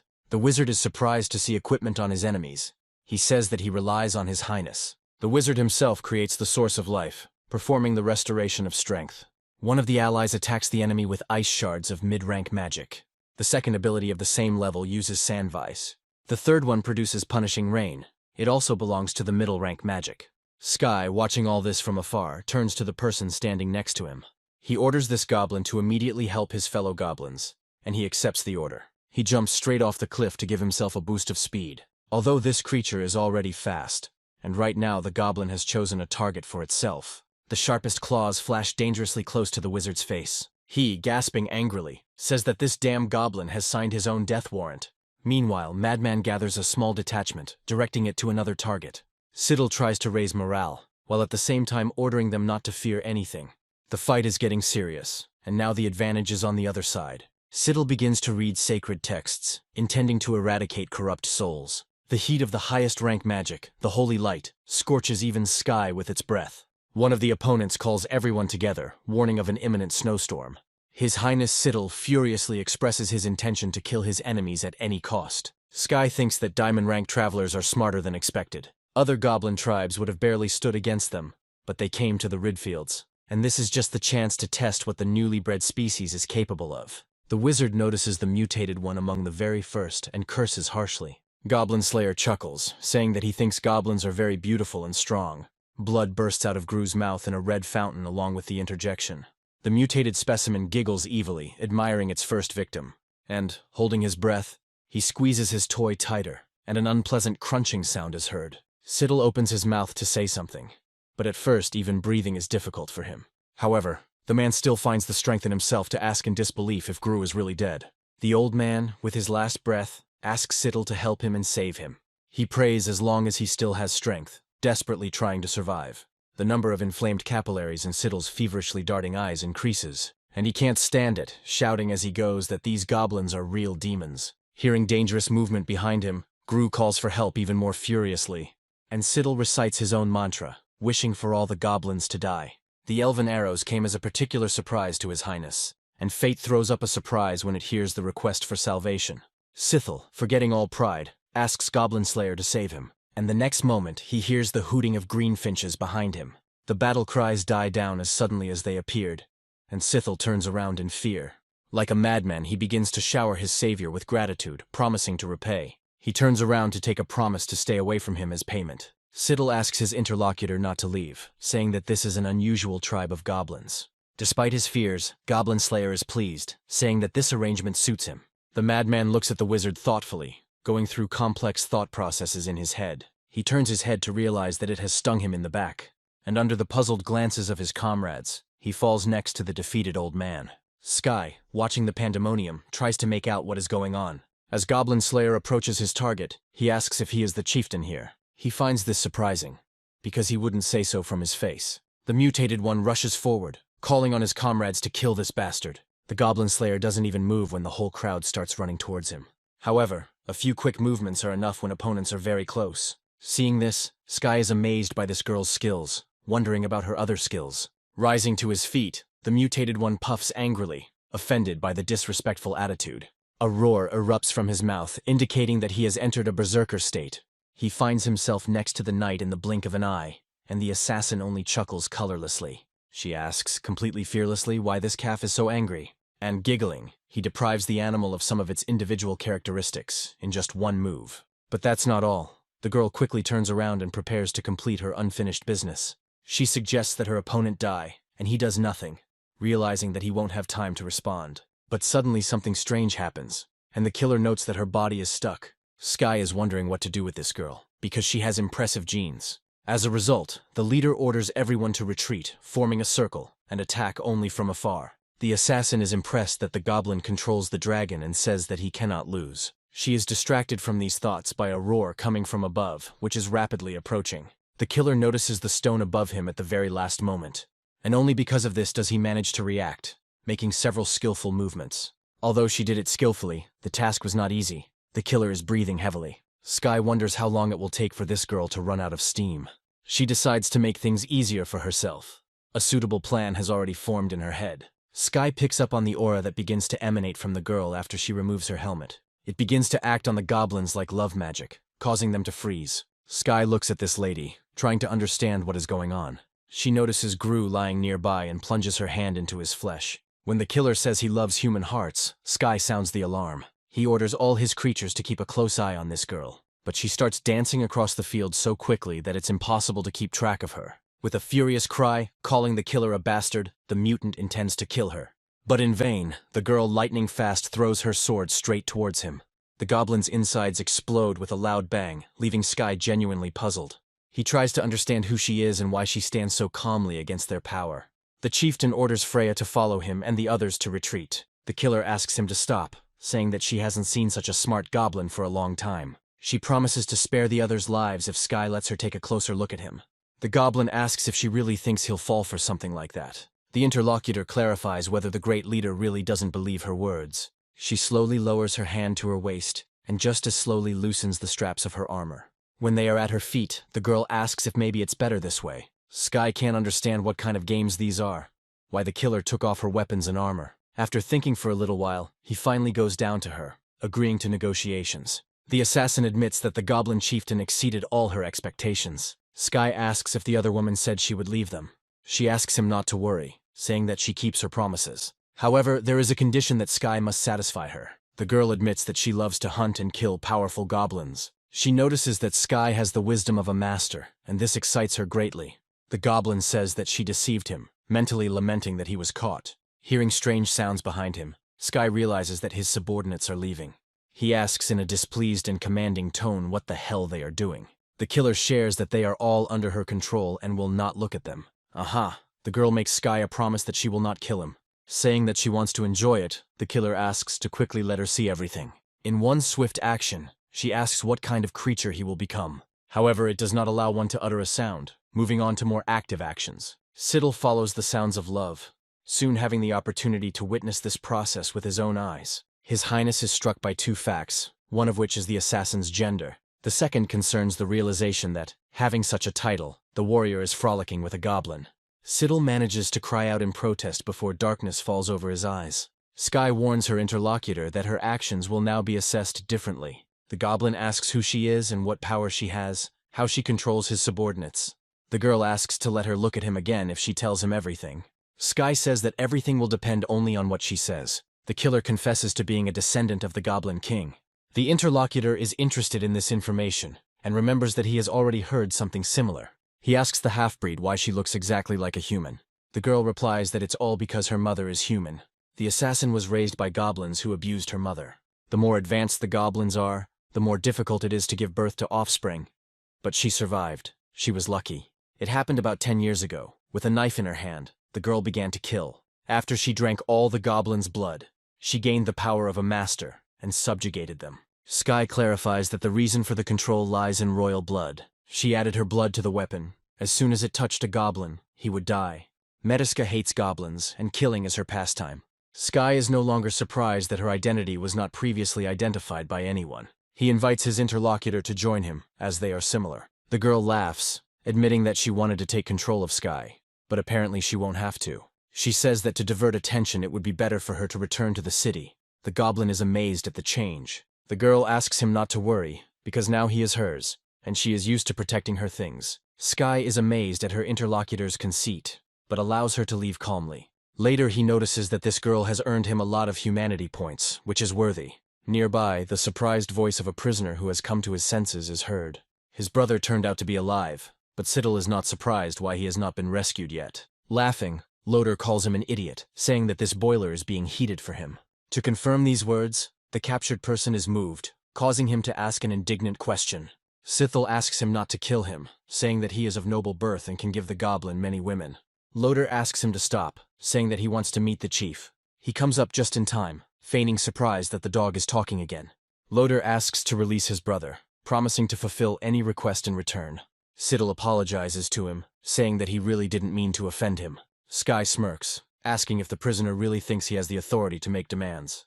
Loader says if they cut off his leg and let him go, the family will send more people. This way the goblins will be able to devour everyone they send to this place. Loader's crazy speeches prompt Sky to make the appropriate conclusion. He agrees.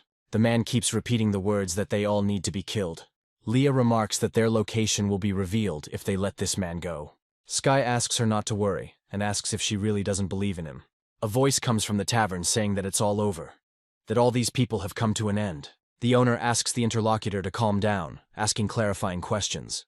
He says that he saw Siddle and His Highness is missing a leg. Those present become animated and begin to make assumptions. The question arises, are both teams dead and only one of them survived? Another visitor enters the tavern, confirming these words as he goes. Goblin Slayer says that only one person survived, and that is Sithel. When the knight sits down, they run up to him and ask whether he took part in the battle. He confirms these words and orders a glass of beer from the innkeeper. Answering the question, the Slayer says that there were a lot of goblins, but they were killed, and the one by whose hand they fell is none other than himself. The visitors begin to praise Goblin Slayer, saying that they expected nothing less from him. The innkeeper says that today he will not take a penny from the knight. And at that very moment, someone bursts inside, screaming piercingly. Trying to understand what it is gives birth to a guess in the head that causes a chilling fear. The killer says he knows these guys. They are mercenaries. One of the bats addresses Mr. Goblin Slayer. From what she said earlier, she concludes that he has found the lair of these creatures. The killer says that he did not find the lair, but he killed everyone he met. Turning to the mouse, he says that he believes that she too can cope with the goblins. She offers cooperation, taking on the task of finding the lair. The killer says he doesn't like operating at night and isn't used to working with others. The mouse says she is very sorry about this, and it looks like she will keep the reward for herself. Upon landing, one of the mice asks his captain's opinion. He believes that the goblins are definitely inside, because the smell of blood ends here. One goblin is surprised by the bats, and the other tells him to stop and do something. The mercenaries don't want to believe that they were wrong, but this tribe is of average size. The captain disagrees. She notes that everything is exactly as Goblin Slayer said. The mouse gives the order to prepare to drink blood while their victims sleep. She and her comrades intend to dry up these creatures to the last drop. The cherished goal remains unattainable, but the pain is quite real. Falling to the ground, the mouse tries to understand how goblins could be capable of such a thing. But everything falls into place when a holy nun appears from the shadows.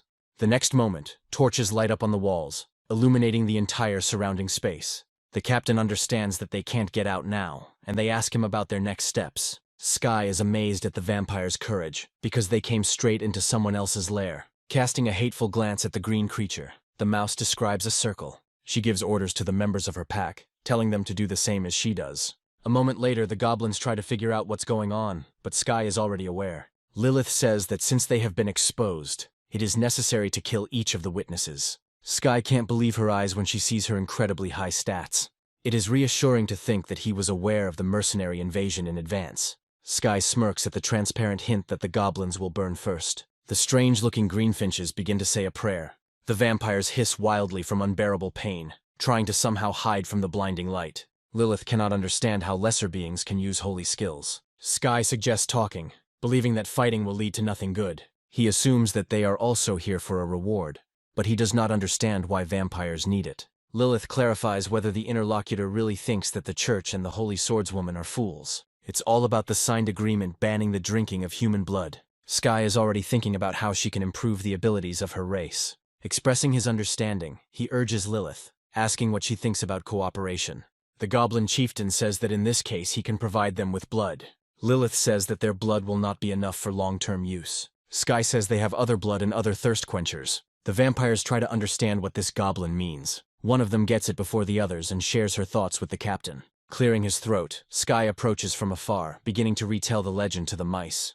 In the past, there were creatures that abandoned the consumption of blood in favor of intercourse. There was no longer any need for robbery and murder, because all that was needed was a strong man. Sky says that goblins have so much power that the vampires will always be well fed. The mice begin to talk among themselves, wondering whether this is true or not. Lilith says that she needs to try first, but her ward stops her. She notes that they are countesses, and they also need to wait for the count. Lilith says that she agrees to such a sacrifice if it will help their family survive. The younger ones look at the self-sacrifice of their countess with quiet horror, and she is convinced that this method of replacing fresh blood really works. The inspired little ones can't wait to try out the delights of the new food. Sky reaches out a weak hand towards Leah, asking her to help him.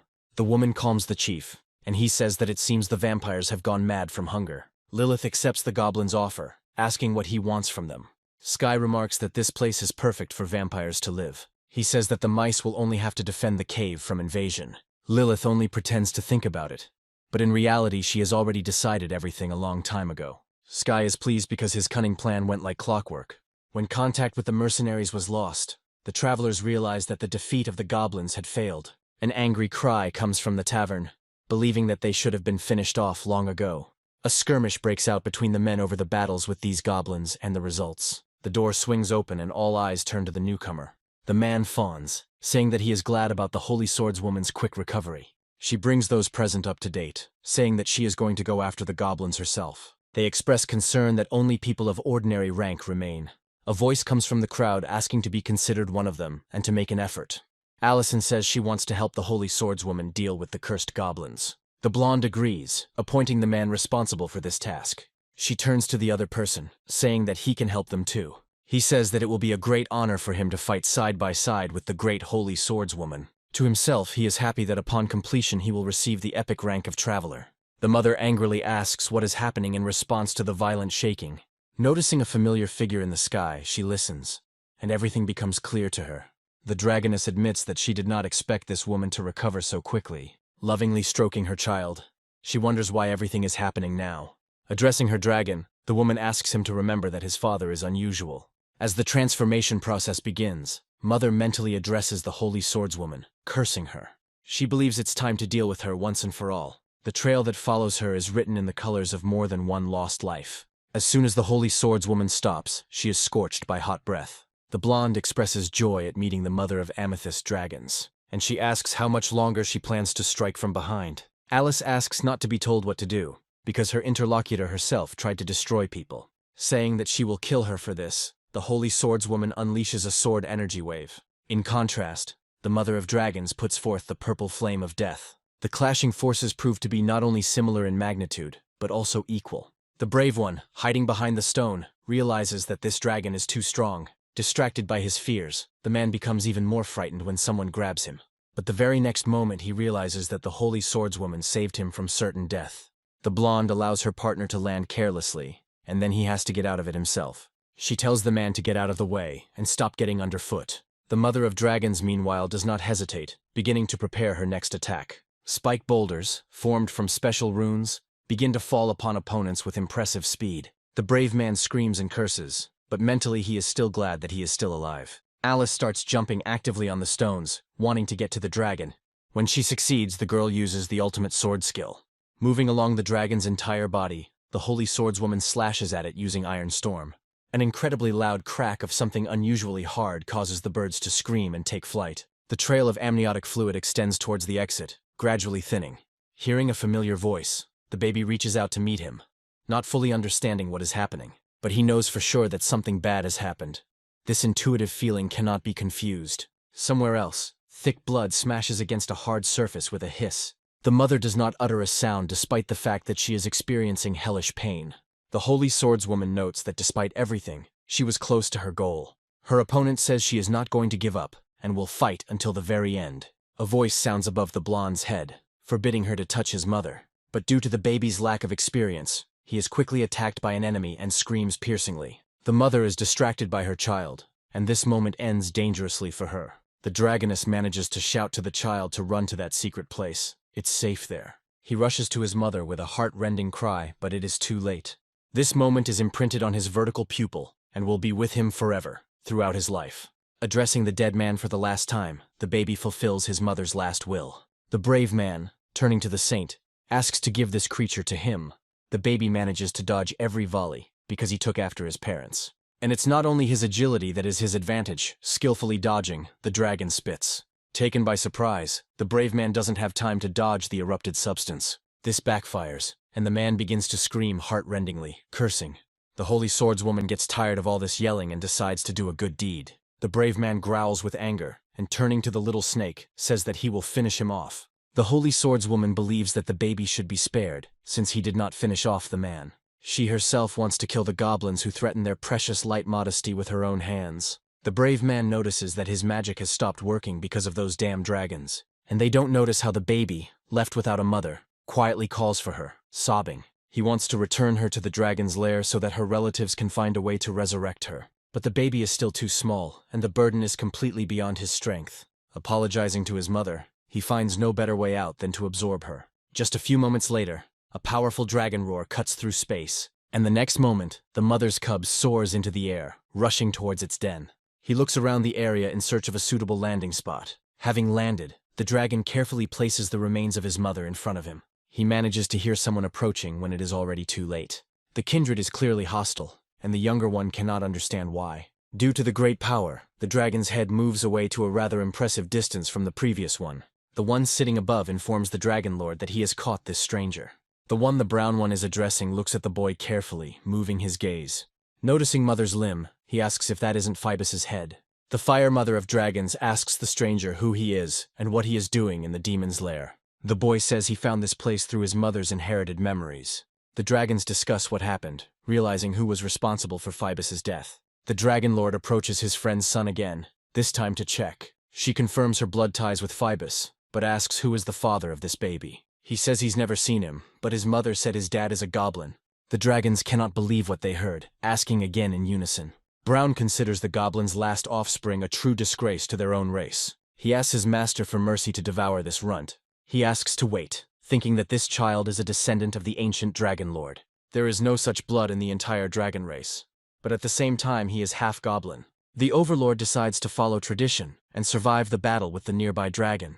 Brown thanks the elder for finding entertainment for him. Although the newborn has no experience, thanks to the absorbed memory he knows what will happen. His rival swallows the fledgling with unprecedented ease. The next moment, a strange sound from his belly leaves everyone puzzled. Spewing flames, the brown one begins to growl in unbearable pain. He begs his relatives to help him, as he feels that the half-breed is about to break free. One of them notes that they are not his helpers, since the ruler himself decided so. The baby actually manages to break free and screams in triumph. Rejoicing that he survived, the young dragon now wants to save his mother. Niter says that from now on the little one becomes the dragon's servant and introduces himself. When asked about Phoebus's resurrection, he orders her head to be taken to the world tree. You need to connect the head to the roots to create a tree dragon. That's the only way. Sky talks about the upcoming attack of the travelers. He has everything ready for it. The system asks about switching to accelerated progress, and the user agrees. The goblins chant congratulations to the chieftain. Many high-ranking creatures have perished. After absorbing the corpses, they finally completed their evolution. Now goblins are at the stage of furious creatures. They have new skills. Another type are the giant goblins, who have the hammer frenzy skill. There are also now dark goblins among them. Their special skill is Blade Master. Sky thinks that his race is hated because its representatives evolve by devouring corpses. He is distracted from his thoughts by Lilith, who says that she did not expect him to be so smart. The vampire notes that she hasn't drunk so much blood for a long time. She says that she sent her men to keep an eye on the Holy Swordswoman. Sky asks her to continue. As soon as news of the deaths of hundreds of travelers reached her, she left light modesty. Lilith strongly recommends that her interlocutor be more careful, because his enemies are dangerous. Sky jokes and says that he finally has a reason to get some fresh air. His interlocutor admires the fearlessness of this creature, respecting him more and more. They run up to them and, turning to the leader, say that their affairs are bad. In the distance, they noticed a squad of goblins moving in the direction of their cave. Sky wonders who it could be, since there are no other tribes nearby. Later, their cave is stormed, with their most agile guys sent in. Sky watches their approach from above, ready to give orders at any moment. He is especially puzzled by an individual who stands out from the rest. This wild goblin urges his subordinates, asking why they are so slow. Sky is trying to figure out what tribe he is from, and considers him purely as a squad leader. He calls on his comrades to be prepared, warning that it will not be easy. One of them asks the leader not to worry, assuring him that he can handle everyone. The wild one notices a strong smell of blood, but his subordinates feel nothing. They believe that there is a lot of food in this cave and are going to have a snack. The local rushes past the uninvited guests with lightning speed, and they barely have time to catch the movement. The wild one tells his subordinates to prepare for battle, and they say that they will protect him. The goblin who stands closest to the waterfall is the first to pay for it. The greenfinches begin to scream in fear, alerting the others to the mutant.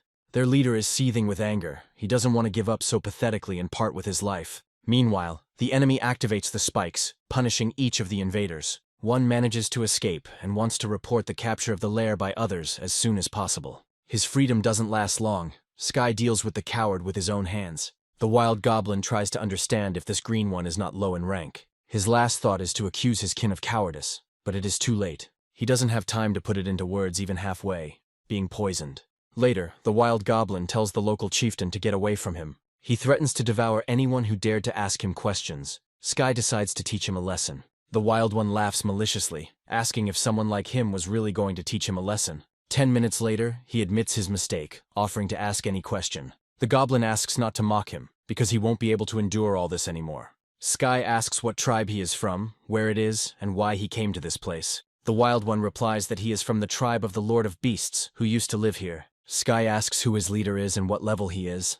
The Wild One says that their leader is the Goblin Lord and will soon become the hegemon. Noticing Sky's reaction, the creature confirms its own words and continues. The Wild One says that they have come to take away a treasure that is very important to the chief.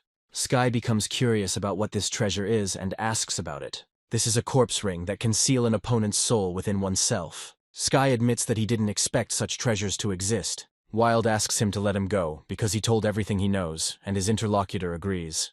Intoxicated by thoughts of freedom, he loses his vigilance and comes to his senses too late. Sky says in a cunning voice that he will let go of his flesh, but this cannot be said about his soul. A crackling sound begins to come from the ring, and the skull's eyes become brighter. Falling to the floor, the wild goblin recoils in horror, only now realizing what he has done. At first, his denial sounds abrupt, but in the next moment, it develops into a drawn-out refusal. But it's too late to try to do anything. The soul of a wild goblin is pulled from its crippled body by the power of the ring. Sky begins to feel changes in herself already when the matter is in the final stage. The goblin isn't very impressed by the 200-unit increase in combat power. But this can be fixed. He thinks about the overall strength of the devastated tribe. From Sky's thoughts, the question arises whether the Wild One is a descendant of the Beast Lord's tribe. The leader, in turn, asks whether the woman knows about them, to which he receives a positive answer. She is confident that Sky will not be able to compete with the likes of these creatures. The killer says that they belong to the Empire of Lions, where they live. The interlocutor asks about this large grave in more detail, asking to share. The killer replies that world-class beings live in this place. Hearing the words about the 12th rank, Sky thinks hard. Although they seem familiar to him, he can't remember anything. When an idea comes to his mind, the goblin cries out loud in joy. He asks his interlocutor for help in taking control of this body. The goblin wants the woman to command the wildling to return to the Beastmaster's tribe. We need to make it look like the ring was stolen, but not by him. Suspicion must fall on the royal aristocrats of the Empire of Lions, the Sturds and the Fellmans. When Killer asks for clarification, Sky answers positively. He is thinking about his plan. The goblin deliberately released Siddle, thus preparing the ground for a trap. In a conflict between two parties, the benefits will go to someone completely different. In the Empire of Lions, the ruler drives Siddle away, calling him a useless disgrace. He asks him to listen, saying that they are not equal to these goblins. They are very smart. Hearing the words that Loder is still alive, Fellman grips the armrest tightly. He jumps up from his seat, asking how his opponent dares to say such a thing. The man asks if Sithil realizes that the heirs of the great families lost to the goblins. Hearing the words that everyone is laughing at them, he can't stand the pressure. Sithil turns to his father, begging him for forgiveness in a trembling voice. However, he is incredibly scared, because these goblins are real madmen. Calling Sithil a pathetic laughingstock, the interlocutor orders him to be taken out immediately. A man comes forward and fearlessly asks his count not to be angry. He offers the ruler to unite to help wash away the shame from his family. The interlocutor asks what this means, since an order prohibiting unauthorized activity was recently issued. Moreover, the king has handed over the mission to the Holy Swordswoman. There is no longer any need for them. The man takes it upon himself to accuse the count of having an insufficiently developed outlook. If only the Holy Swordswoman acts, the king will doubt the need for everyone else. A clarifying and at the same time provocative question makes the count's principles waver. Meanwhile, his interlocutor shares his plan, which the aristocracy will help implement. If she reports the worsening situation with the goblins, the king will provide them with troops. Thinking this over, the count agrees, but asks not to think that he has turned a blind eye to the true plan. Count Fellman announces that this scum will go to bow to the king. A few days later, the goblins try to muffle the loud sound. Loder, stuttering, mistakes it for an enemy attack, asking an unknown interlocutor about it. Amid his screams, Sky enjoys the pleasant coolness of the comfortable handle in her hand. But the man still doesn't calm down, continuing to say that he is surrounded by monsters.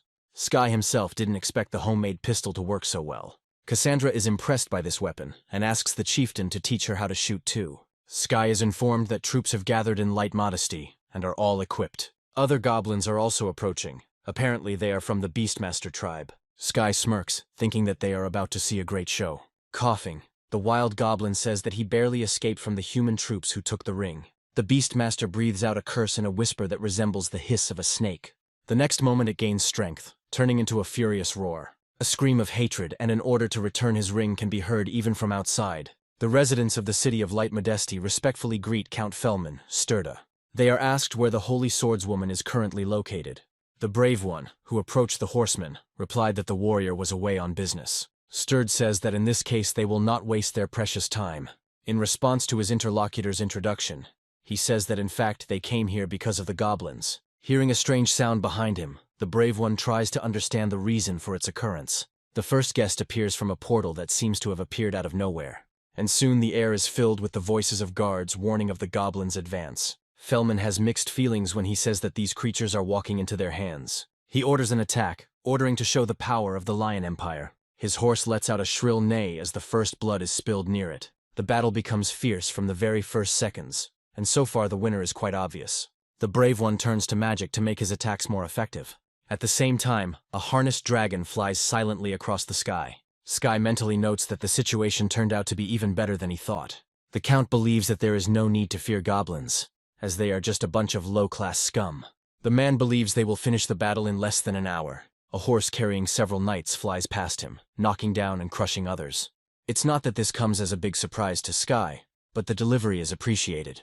The goblin chieftain of Reedfield had long wanted to see him in person, and finally it happened. A still living man, his whole body shaking, is convulsing in death throes. Squashing him like an insect, the goblin beastmaster activates Beast Roar. Sky finds him disgusting and at the same time tries to understand where so much power comes from. The Count, having witnessed the terrible scene, orders his soldiers to retreat. Sterda tries to understand what kind of creature is in front of them. His interlocutor is not sure. A female voice makes the men turn around. It belongs to Loder's sister, Lona. She says that they will take care of the goblins, and the soldiers will deal with the rest. Sterda asks the blonde to be careful not to become like her brother. Taking these words as an order, the girl confirms it and grips the handle tighter. She is covered by a magician who, having completed his preparations, strikes the enemy with a war cry. He lets out a piercing scream, but the attack doesn't do much damage. This becomes clear from the bloodshot eyes. The magician only angered the enemy even more. While he is furiously shouting at his opponents, Lona suggests that they take him away quickly. For Sky, this option is a losing one, because then the Overlord will clash with his subordinates. Watching the squad lead the monster away, the goblin sighs heavily. Picking out a blonde from among the five, he thinks that she has no shortage of luck. Looking at the bodies of his mutilated comrades, the man curses. And then, turning to the goblins, he says that their teeth will be his first trophy. He is asked not to relax and to attack in the same spirit, that is, with all his might.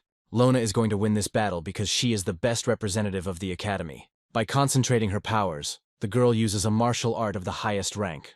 The destructive spear instantly reaches its target, causing her to growl in displeasure. Sky admits that he didn't think it would be so interesting. The master speaks in a human voice, asking the blonde how she dares. Having decided to teach her a lesson, the goblin is not going to be petty any longer. Sky, watching all this, understands that something is wrong. Lona is now in serious danger. The Beastmaster uses his unique skill, Beastmaster's Roar. It is so strong that even those who are at a respectful distance suffer. Sky covers her ears to keep from going deaf, acknowledging the Beastmaster's incredible energy. A high-pitched voice cuts through, asking for calm in an attempt to shout down the angry beast. The remaining survivors fall to the ground, unable to withstand this hellish force. Lona is trying to understand why everything turned out this way, where such a strong goblin came from. She believes that no one can cope with this monster. He is too strong. In the face of death, the blonde remembers her father and teacher, and turning to invisible interlocutors, she begs them to save her. A voice cuts through the space, informing the others that Lona is in danger. His Excellency is reminded that they cannot retreat. The brave man attracts the attention of the others, asking what is coming there. Some manage to make out a doll-like figure in huge hands, and they scream. Lona's father growls angrily, rushing forward and ordering his daughter back. They ask him to stop, reminding him that they are about to win. There is very little left, and that's exactly what the monster needs. He's right next to Sterda in the blink of an eye. The ruler strikes with such force that the man plows the ground when he hits his head. Just at this moment, Sterda's comrades arrive in time to protect their comrade in arms. Count Fellman tells them to hurry and deliver the final blow, finishing off the bastard. Just as he is preparing the space for it, the brave one mentally commands the Lord to come out. Rushing forward, he uses the highest level magic, Energy Cluster. Before taking damage, the Beastmaster manages to growl angrily. The area for many miles around is illuminated by this light, prompting opponents to flee. Casting such a powerful spell takes a good portion of the brave's strength. Just in case, he takes a step back if something doesn't go according to plan. But the Beastmaster looks deader than dead, and the man cries out in joy. Turning to his comrades, he exults, boasting that he is a true traveler. The boasting backfires, and the brave man doesn't even have time to be warned about the danger. It all ends very quickly, and the Lord is already looking for his next victim. No one wants to take the opportunity to become this honorable candidate, afraid to even breathe. Sky asks her dragon to change direction, affectionately calling him baby. He wonders if this guy has already started to evolve. And this is indeed the case, as the system reports his becoming a Goblin of Fury. The total power reaches 3,100. Sky is amazed by such impressive changes. But the leader is now most concerned with the question of what he will get for himself. Experience is absorbed. By crushing one of the goblins, the Goblin of Rage notifies the others that they will not escape. There is nowhere to run, so he orders an attack, promising to execute the apostates on the spot. The goblins are forced to obey, rushing forward with a war cry. Fellman gives the order to return and immediately close the city gates. The Goblin of Fury orders us to give chase and leave no one alive. Sky, from above, mentally notes the direction in which her relatives are running. He understands that this means he has a good chance. Giving a signal to his subordinates, the leader orders them to collect the corpses. Driven by the words of the commander-in-chief, the creatures really do act quickly. Noticing movement out of the corner of her eye, Sky realizes he might have returned. He orders his subordinates to hurry and retreat as quickly as possible, and they obey. The interlocutor is ordered to immediately hand over someone else's thing, otherwise he will experience true pain. Fellman allows him to be killed because he doesn't have what this goblin is asking for. In general, he believes that such inferior creatures are unworthy of bargaining with him. The interlocutor asks again. Bringing his muzzle close to the stranger's face, he asks what his words mean. Is this pathetic little man refusing to return what was stolen? Fellman is saved from certain death, and Goblin tries to figure out what happened. Looking around, he manages to sense the presence of another force. And just a moment before that, he manages to avoid the next blow. The question of who dared to interrupt him remains unanswered, but it is not required. The Goblin doesn't have time to get a good look at his opponent before another blow comes down on him. Having lost his coordination, he tries to regain control of it, and a smirk is heard nearby. While Marex looks at the Goblin with superiority, he is called out. Asludin asks him if it was necessary to treat this creature like that. Fellman rejoices at the arrival of the Holy Swordswoman as much as at the arrival of the hunters. Dawn breaks, and Sky thinks that he did not expect the hunters to appear so soon. He wanted to frame this monster, but it seems his intervention is not required. The lesser goblins gather around their master, preparing to defend him to the death. The same one needs something a little different, and grabs the closest of his henchmen in his paw. Greenfinch barely has time to react before he gives up the ghost. The Goblin of Rage activates a skill called True Nature of Cruelty. Sky is amazed by the skill, which is able to recover thanks to its own kind. But judging by the injury, it is clear that recovery will take some time.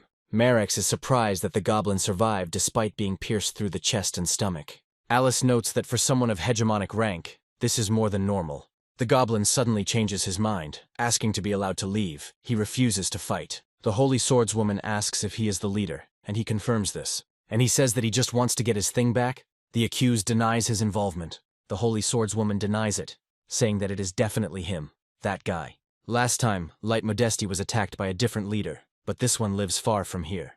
Ima clarifies that their goblin specifically lured this one in order to lure them out. Marex believes that goblins are not capable of coming up with something like this. To Fellman, all this seems like a trifle, since this other man has numerous victims on his account. Asludin asks to let him solve this problem. He has one idea. The enraged goblin barely manages to step aside to avoid the surprise attack. However, another one overtakes him right after her, and she still catches his attention. The third attack forces the creature to save, as it understands the consequences. Shielding herself from the gust of wind that shot into the air, Alice couldn't help but notice movement. Her eyes widen when she sees a dragon soaring in the sky. And looking more closely, the blonde notices a familiar rider. Sky thinks that in the future he will be able to attack Furious himself, allowing him to escape. Noticing that her target is leaving, the Holy Swordswoman refuses to let her go. Not this time. She peers into the sky, trying to figure out if she managed to shoot them down. And he curses furiously, realizing that somehow the goblin managed to dodge. The Holy Swordswoman is serious, and right now she is launching a steel hurricane into the air. Realizing the consequences of delay, Sky orders her dragon to dodge. He believes that if he doesn't escape now, he will hardly be able to survive this battle. Alice shouts after the rider that he won't be able to run away from her forever. She will definitely find him. Sky calls her sick, offering to see what she will do in the near future. Furious is not going to wait any longer, intending to take his treasure first. Sniffing, the goblin turns around sharply, realizing that someone is watching him. He remembers the words of the Wild One that there can be no mistake about the location of an item, and the words of the man who was disgusted by the very thought of taking goblin goods. The Furious One comes to the conclusion that everyone is deceiving him, and he becomes indifferent to everyone. Breaking down the walls of the cave and going straight ahead, the goblin orders those hiding to come out. Luna presses herself even closer to Leah, asking fearfully what they should do. She's afraid to imagine what will happen if this monster manages to break into them. Cassandra is serious, saying that they will deal with the intruder in that case. The killer asks the women not to worry, asking them to trust Sky as she does. Matiska sincerely believes that he will not allow anything to happen to them. Turning sharply, the Furious One asks who is there and jumps into the water. Sky is convinced that he was right. He expected to see this goblin in this place. However, he notifies the enemy that he can no longer escape from the trap. The chieftain of the Reedfield tribe commands the dragon to burn the opponent to ashes. While he tries to resist the flame, it reduces his chances of salvation. Realizing that this goblin is no joke, the Furious One begins to move by jumping. The latter becomes the pinnacle of mastery, plunging the enemy dragon underwater. But this does not bring the necessary satisfaction, because the Furious One is distracted by something else. His eyes are glued to only one object, which is why he came to this place. He cries out in bewilderment, trying to understand where this goblin got his ring from. Calling Sky a parasite, he clarifies whether it was he who dared to steal his treasure. When asked to return it, the opponent asks what will happen if he doesn't want to do it. Instead of a verbal response, the Furious One decides to show the impudent man everything clearly. He is already very close, but for some reason the enemy is inactive, which raises questions. He smears furiously, the next moment realizing what all this pathos was about. Everything is justified, and Sky asks how he can compare himself to someone like him. Furious is really too slow in the outskirts with this goblin. The system notifies the owner upon receiving the super high-level skill, Soul Destruction. The leader of the Reedfield tribe is not going to hesitate, immediately trying out the innovation on the enemy. He flies off to a respectful distance and begins to wheeze, gurgling, and hissing. Sky thinks that he didn't expect to be able to acquire a new skill. The distraction comes at a price, and the goblin flies off into the distance. Furious doesn't let him land, going after the enemy. He is going to give the enemy leader another boost by punishing him for stealing. The enemy's ability to resist is mildly surprising. Sky mentally notes the strength of her opponent, glad that he is weakened after the hunters. Furious curses, admitting that the enemy is not such a weakling. And while he tries to pull the blanket over himself, Sky is cunning, taking advantage of the moment of surprise. Furious shouts that he can't lose to some goblin. Sky knows perfectly well that without recharge his opponent won't last long. He notices that he could have ripped out the heart of this monster long ago, but it is still needed. Later, Sky allows his interlocutor to take the defeated man for herself, and she asks about his plans. The assassin thought he would want to seal the Furious One, but he talks about the disagreements that have arisen with the hunters. Sky says that Marshall has the ability to go underground, which is dangerous. The woman asks what her business partner came up with then. Sky plans to use his past to help the inhabitants of the Great Tomb destroy their enemies. The killer thinks it's better not to mess with the guys from this place, but the interlocutor thinks otherwise. He is confident that this is the best way to implement his plans. Sky asks to be ordered to report on all creatures from the Great Tomb, inciting them to revenge. Admitting that she cannot argue against it, the killer agrees. In order to take control of such a powerful monster, her blood is required. Beginning to read a spell in an unknown language, the assassin ends it with a command. She already pronounces it in a dialect that everyone understands, ordering the fallen one to rise. He asks how a pathetic slave dares to surpass his master. It is extremely difficult to come to terms with someone like him, because he considers himself a true ruler. While the goblins are feasting, the system notifies the owner that he has accumulated 300 points. He can summon a 6th-rank demon who will obey him in everything. Sky doesn't see much point in this, since the creature's strength is roughly on par with that of a furious goblin. But it's not a fact that even 3 of them will be able to defeat the squad of the Holy Swordswoman. Dark Fusion can absorb parts of an opponent's body and merge with its own. Blood of Destruction neutralizes Holy-type abilities, weakening the enemy's stats. The damage dealt to those with the destruction effect becomes higher. Sky doesn't think Dark Fusion is very powerful, but it can be useful in certain combinations. Examples of this include merging with dragon wings or with the eyes of a jellyfish. However, the Blood of Destruction seems to be the only way to resist the sacred system. Sky thinks Dark Fusion is good, but he doesn't have anyone to fuse with right now. The system congratulates you on the successful exchange of Blood of Destruction, and the owner receives back his points. Sky is surprised by this miracle effect and, accordingly, the ability of life points to return. The leader shouts words to the system that he adores her, and if she were a woman, she would be satisfied. Dark fusion may solve the problem of the goblin absorption gene's limitations. Sky received 2 awards at once, and a voice from the side pulls him out of his happy thoughts. His women are worried about the chief's behavior, but he laughs and says that he is fine. Luna is thinking to herself, trying to figure out what's wrong, and then an idea comes to her. Before you can voice it, you have to overcome an incredible amount of effort. But in the end, the leader's wife asks if maybe that's what he wants. Sky is quick to refuse, thinking that he needs at least a day of rest. The goblin informs his chieftain that the man has done mischief and stolen 2 weapons. Sky's gaze changes as he lets the messenger know what he's about to see. The whole company hurries to fulfill what has just been announced, already hearing the howl from afar. Loader whines, lamenting that he is very much to blame before his father and sister. Looking at the blades, he says that it was he who destroyed them, but suddenly falls silent, turning around at the footsteps. The man begins to chant the name of the goblin leader, each time louder and louder. He finally asks him to tell him if his relatives are still alive. Sky mercilessly replies that her father was killed by the hegemon, and her sister's body was desecrated long ago. Deep shock and despair do not linger on the man's face for long. He starts laughing hysterically the very next moment, hiding his face in his hands. Loader believes that he behaved incorrectly and acted like a smart guy without reason. Rejoicing that Freya is alive, he expresses hope that the people from the church will save her. The man jumps up abruptly and starts running in an unknown direction. But it soon becomes clear that he wanted to escape not in the literal sense, to save himself, to free himself. Loader, smashed, slides down the stone with a rustling sound. Sky is touched by the fact that even when emotionally exhausted, the man thinks about others. He intends to ease the suffering of his prisoner, since his hatred has dissipated over time. If you listen closely, you can hear the snow sinking underfoot in the great forest of graves. The beastmaster of the goblin settlement introduces himself, asking where the interlocutor is. His answer is a deafeningly loud bang against a stone wall due to the acoustics of the cave. When Button shows up, the goblin lord says he has business with him. The man-eater, Dolly Button, is surprised by the news of the murder of his interlocutor's entire clan. The devourer orders to continue the fight and listen to the order, returning everything to him. Dolly asks his interlocutor to continue, asking what he needs. The lord asks for help and to kill those who dared to do such a thing to his subordinates. Dolly looks at his interlocutor, thinking about something, and then reminds him of one thing. The agreement with the church is still in force, which is why they cannot invade human territory. But Dolly says he will allow the overlord to look at the territory. He also allows him to take revenge, promising his unconditional support. He gave it to her with anticipation, as it had been a long time since he had eaten fresh flesh. A few days later, Sky is looking at her own status system window. After several days of training, he had almost mastered the use of the blood of destruction. Although his level had increased, the gap with the holy swordswoman was still too great.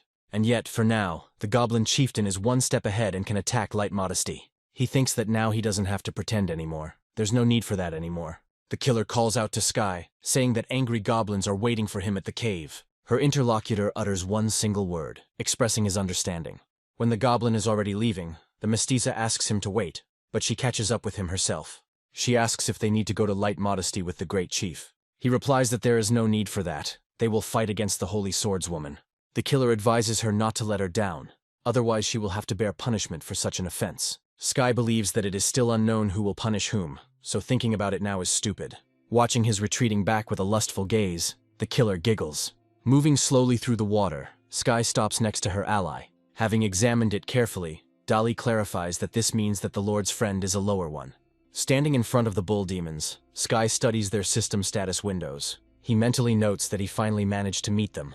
Dolly is disappointed. He thought that at least a 6th rank demon would come. The Lord asks Mr. Button not to worry, because his friend is not a weakling. The words of disbelief spoken by the bull demon strike a blow. Watching his enemies from afar, the Overlord says it is time to go. He warns his allies that there are many swordswomen inside. The bull demon only chuckled at this statement, not at all frightened by this precaution.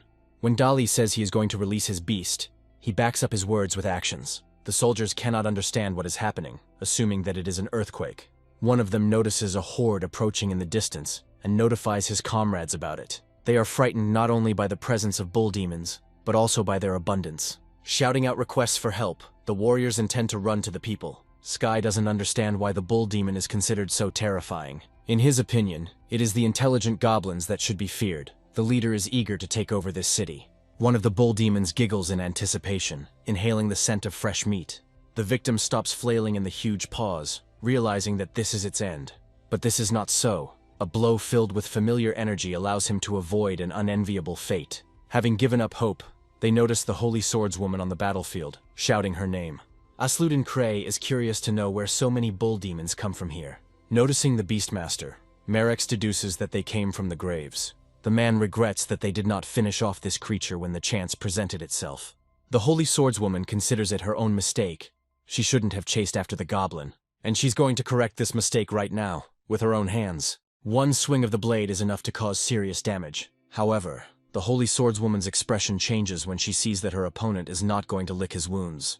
Instead of grieving over the damage he received, the bull demon strikes the blonde. That one is not simple either. The Holy Swordswoman takes advantage of it by preparing her body for an attack. The creature only has time to raise its eyebrows in bewilderment and utter a corresponding interjection.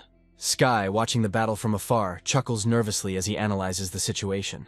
Although the bull demon's overall strength is lower than that of the swordswoman, he has an advantage in physical terms. If she can be contained, it will become easier for Sky himself to act. As he goes underground, the man curses, promising to finish off his enemy. Sky feels satisfied, because he really wanted to see this earth technology. He himself helps, resorting to the use of the earth element, preparing a suitable skill. The goblin chieftain enjoys the spectacle of his explosion sending his opponent flying away. Not only does he hit himself hard, but his weak body is caught by a giant paw. Seeing that her comrade is about to end up in the monstrous mouth, his companion screams. Seeing the situation is very tense, Ima calls out to the marshal. She uses Divine Wind Arrow as an advanced archery skill. Noticing a familiar golden tornado nearby, the girl breathes a sigh of relief. But then he tenses up, realizing that something is wrong. Ima moves. Taking a more advantageous position, the girl tries to understand what is happening. Something flashes before my eyes. My vision manages to catch some very fast movement. Sky remarks that he is lucky to have agility skills. Otherwise, he would not have been able to stand against the elven race. The goblin chief advises leaving this unfortunate man and helping the others instead.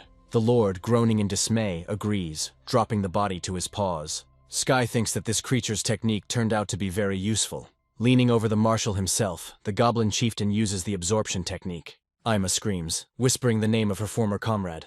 Asludin also addresses him, but his voice is much louder, and one can hear the will in it. Having dealt with his previous enemy, the old man angrily growls words of hatred addressed to the current one. He prepares an advanced skill called Rock-Splitting Strike while jumping. Sky is extremely calm, because he already knows how to repel the enemy's attack. The goblin chieftain uses unarmed grab at the last moment, stunning his opponent. He only has time to curse when he realizes that this creature is very close. Sky deliberately speaks slowly as she speaks about creating an advanced skill.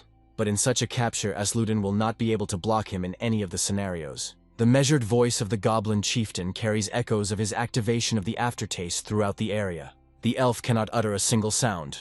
The shock from the second loss is strong. Watching this creature devour her former comrade, she forces herself to remain silent. At the same time, Ima tries to understand how this is possible. Why the second hunter fell. The system congratulates the owner on the level increase and the increase in overall combat power. Sky thinks that he didn't expect to be elevated by 5 whole steps. He is happy to have reached level 75 and such overall strength. His carelessness costs him dearly, and the goblin's surprise is great. But it has a sobering effect, causing one to turn around sharply. Thanks to good concentration and a high level of agility, Sky avoids attacks. He mentally breathes a sigh of relief, glad that he managed to dodge in time. But Ima has no intention of stopping, sending another round of arrows at the monster. And what's more, the elf increased her shooting speed. Sky feels relieved. He gives the order to the nearby monster to go and demolish the bell tower. Obeying, he unquestioningly hurries to carry out the order in the best possible way. Having read the monster's intentions a moment before, Ima begins to think feverishly. The elf curses in frustration, realizing that she doesn't really have a choice. Sky grins triumphantly, watching the long-eared creature's movements, waiting for the right moment. He puts his plan into action, finishing off the elf with his attack. She curses in frustration, but still manages to avoid injury. The goblin realizes that she needs to wait for her skills to recharge before continuing the fight. So he strategically retreats, knowing full well that Ima won't chase him. But she suddenly tells the enemy not to even think about trying to hide from her. Sky manages to avoid each of the fired arrows quite successfully. While he is thinking about his strategy, the elf falls to her knees, exhausted. She didn't expect this from herself. But now she realizes that she is almost completely exhausted. The elf mentally persuades herself to hold on at least a little longer. She is confident that she can. but a moment later she collapses, exhausted, losing consciousness. The Goblin Lord only needs one jump to be nearby. But just as he's about to sink his teeth into the flesh, Sky stops him. When he gets close, he tells his interlocutor to go away, saying that the elf belongs to him. Sky believes that such a powerful elf cannot simply be taken and eaten. The Goblin Chief lifts Ima into his arms and carries her away from this place. The elf's eyes widen sharply, trying to sit up. Feeling a strange presence nearby, she understands to whom it belongs. Despite desperate attempts and foul language, she fails to escape. Ima lets out a piercing scream, asking the goblin what he is doing. He replies that she will soon find out for herself, so there is no particular need to rush with an answer. The Holy Swordswoman strikes again, scorching the enemy with the flames of her energy. The bull demon screams, filling the area with his loud and drawn-out howl. The Holy Swordswoman delivers the finishing blow, wiping blood from her blade. She admits that it was really difficult to deal with this opponent. A strange rustling sound is heard nearby, causing the Holy Swordswoman to turn around. The elf gathers the last drops of dignity to wash away the stigma of shame. The Holy Swordswoman rushes towards her, shouting for her to stop. He doesn't make it in time, and the air is torn apart by the sound of a sharp blade piercing the pliable flesh. Alice freezes for just a moment, but then pulls herself together, calling out to her comrade. Refusing to believe in the deed she has done, she begs her not to die. The elf, with her last breath, reports that Marshall and Asludin are dead. She herself does not want to give birth to a child from a goblin, so she asks to avenge them all. The bull demons gathering around try to figure out who their new leader is. Carefully laying Ima's body on the ground, Alice takes up her trusty sword. She wishes for all these bastards to die a painful death themselves. The Holy Swordswoman lady does something no one could even imagine. The warriors are trying to understand whether the blonde has gone mad from grief and countless losses. The bull demons are also in confusion, with similar thoughts swarming in their heads. But Alice had no intention of leaving her comrades and those she protected in trouble. They try to figure out her plan, asking worriedly what's wrong with her. Meanwhile, the blonde asks all the swordsmen to move away from this place. Those, frightened by the terrifying power emanating from the saint, obey, fearing death. They see her like this for the first time, and she seems more terrible to them than all the monsters. Feeling a monstrous force, Sky tries to understand what is happening. His eyes widen as he realizes what the source was. The Goblin Chieftain realizes that this is a very bad outcome, and begins to think about what to do. The bull demons are also trying to figure this out. They are having a hard time thinking, not knowing where to run. They gasp, trying to maintain their balance and resist this all-consuming force. The Holy Swordswoman prepares the foundation for using the swordsman's highest technique. It is called Holy Retribution and has very destructive power. Those who do not have time to figure out where to retreat suffer an unenviable fate. The Holy Swordswoman assumes her true form and descends to the ground. Taking a closer look, Sky notices that her total combat power has exceeded 5,000. Luckily, he managed to escape, but the goblin was impressed by what he saw. Meanwhile, they begin to praise the Holy Swordswoman, convinced of her strength. The satisfied knights praise the warrior, wishing her long life. But she won't see this. The wound is too serious. Her overall combat power is decreasing. But Alice doesn't want to let things end this way, because the real killer hasn't been killed. The Holy Swordswoman is going to use the potion to try and heal what she can. However, she is struck by a very familiar force, which raises questions given the information available. The potion that could have saved the heroine disappears without a trace, causing screams from witnesses. Looking in the direction from which the golden whirlwind came, everything becomes clear. The Count accuses the goblin of daring to attack the blonde from behind. The man asks the Holy Swordswoman to heal his wounds, saying that they will deal with him themselves. Having heard the unflattering address addressed to him, Sky asks to repeat it. Fellman repeats it without a twinge of conscience, calling his opponent vile and shameless. Instead of finishing the sentence, a sigh of surprise is heard and the man is thrown back. Sky says that's not what he asked to repeat. He was outraged that the goblin was being lectured. The warriors rush at the creature in a crowd, intending to avenge their count. Grinning at their statement, Sky begins to dance, twisting and turning in sophisticated pirouettes. Despite the futility of their attempts, one of the warriors orders the others not to retreat and to stall for time. After all, you need to win it for the Holy Swordswoman, placing your hearts on the second pan of the scale. The fiery speech is interrupted by a heavy sigh. The goblin agrees with the words of the desperate brave man. He likes the idea of hearts, because he would gladly take them all. Words are heard from behind, forcing you to pull your hand out of the victim and retreat. The Holy Swordswoman uses Madblade, but without much success. Sky hopes that this will buy him time, since the blonde is exhausted. But she still manages to fight, although her attacks are no longer as effective. The exposed block does not require much effort. Previously, it would have been much worse. Yet the strength and will of the holy swordswoman are worthy of praise. She fights with gritted teeth. Sky understands that even so, it will not be easy for him. This woman is good even when wounded. Then the goblin chieftain resorts to activating higher sorcery. The technique he uses is threads, the length of which is quite impressive. Warriors are not able to cope with higher sorcery. They are not even magicians. The enemy force even manages to catch the holy swordswoman, and she freezes in her tracks. However, he quickly comes to his senses, kindling within himself the intention to protect. The holy swordswoman uses the divine holy sword, causing the enemy to become dissatisfied. He barely manages to dodge the surprise, but combat wounds are inevitable. Sky notes that using demon skills against Alice has little effect. He understands that if they succeed in this way, they could both be seriously injured. The holy swordswoman seemed to read his thoughts, saying that today they needed to resolve everything. The goblin chieftain asks if she really enjoys the taste of defeat that much. The holy swordswoman tells him to shut his mouth, and Sky offers him a taste of disappointment. However, the blonde is not going to give in to the goblin's provocations, finishing the blow. She silently watches her opponent, trying to study his fighting technique and repetitive moves. Noticing those who came to help, the holy swordswoman suggests that they kill the goblin together. Sky doesn't allow anyone to get closer than an arm's length away from her. Anyone who dares to test this is thrown back an impressive distance, hitting their head painfully. The holy swordswoman rushes forward to catch him, and thus soften his fall. In vain, she is distracted by another flying warrior from a completely different direction. Sky sends up sprays of bloody fountains, preventing the holy swordswoman from catching her. She asks him to stop and become only her opponent in this battle. The goblin chieftain seems not to hear, deciding the fates of mere mortals like a god. He is mentally glad that he definitely surpasses the holy swordswoman in speed. As long as the goblin can lower Alice's defense, he still has a chance to win. After an hour, weak voices full of pain cut through the foggy haze. The warriors pray to the holy swordswoman to kill them, because all this torture is unbearable for them. Sky says that everything must end here and now. The hostage talks about a mutual loss. The holy swordswoman is already screaming with all her might, asking the enemy not to run away from her. Full of despair, she completely stops caring about her supporters, chasing after her goal. Sky smiles as she watches the head of the man who served as a shield describe a circle in the air. He is trying to make sure that the blonde soon goes completely crazy. The holy swordswoman circles the field in a frantic dance, repeating one word, wanting to kill.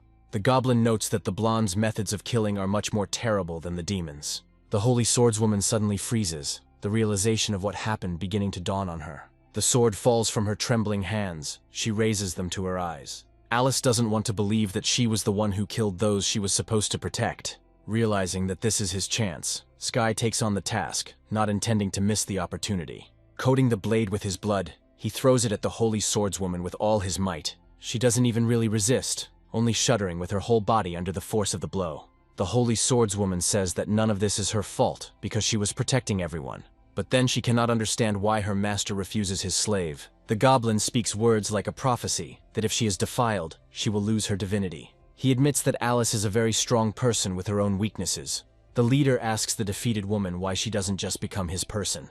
She can join his army, and together they will overthrow the religious fanatics. As he strips Alice of her clothes, a huge bolt of lightning lights up the sky with a violent crackling sound. The goblin can't believe that he was finally able to defeat the holy swordswoman. The goblin lord runs past, saying that the church people are coming here. We need to run. The bishop of the Holy Guard of the Cross stops nearby. The goblin chieftain is forced to leave his toy behind to avoid being hit. The bishop mentally admits that he did not expect that misfortune would befall the holy swordswoman. Now the man understands that goblins are really not as simple as they seem. A weak and harmless appearance can hide a terrifying strength and personality. The bishop addresses the Holy Guard, asking them to obey him in the name of God. They begin their prayer with the desire to drive out demons by contributing to the well-being of the world. The situation is unpleasant. Sky understands that it will be difficult to escape, and begins to think desperately. He has no choice but to put up a block against the onslaught of the Knights of the Holy Guard. It's not easy. Despite the heavy armor, the enemies are surprisingly fast. The total combat power of the Holy Guard is 3,000 units. Their attacks are quite impressive and difficult to avoid. Sky mentally admits that these guys turned out to be much stronger than he thought. But at the same time, the goblin believes that this has absolutely no significance. After all, he has it, the blood of decay, which the leader uses on his enemies without sparing. When the liquid hits the first enemy, it elicits a cry of pain from his lips. Writhing in hellish torment, this guardian feels his sacred power being lost. The rest are afraid to approach him. Some say that this magic is forbidden. Sky, taking advantage of this pause, finds it most appropriate for himself to retreat now. He hears voices following him, believing that he is a real demon, not a goblin. Sky himself thinks that his plan will have to change, since the silt of these guys is impressive. The Holy Guard needs to prepare for their return, and this child needs to be purified by a priest. The bishop is asked about the showdown with the goblins and Freya. He believes that it is too late. Regarding the priestess, he says that the deity has already chosen a new one. There is no need to look anymore. Looking around, Sky notes that fortunately, the bull demon's body is still here. He is looking forward to the upcoming feast. Now he will be able to feast properly. A little later, the system congratulates the owner on reaching level 80. Women bombard their man with questions, noticing that he has become stronger. He says that they already know everything perfectly well, but adds that Alice is now his. The killer can't believe it, asking if he really overpowered her and slept with her. Sky confirms this, expressing regret that the church took this woman. Speaking, she knew that the goblin was the coolest. The Slayer says that he wants him. He allows it to be taken, adding that he has business to discuss. Sky says they need to move to a new place to avoid human revenge. He is going to move to a place where church people do not dare to go without permission. The ladies guess that this place is the Holy Sepulchre. The Holy Sepulchre has entered into a non-aggression agreement with the Holy Church. That is why in this place the goblins have all the conditions for successful development. The only thing left to do is to prepare for reproduction. Sky reminds them that their main goal is to capture people, not kill them. In just a few days, the goblins captured 230 women in 10 villages.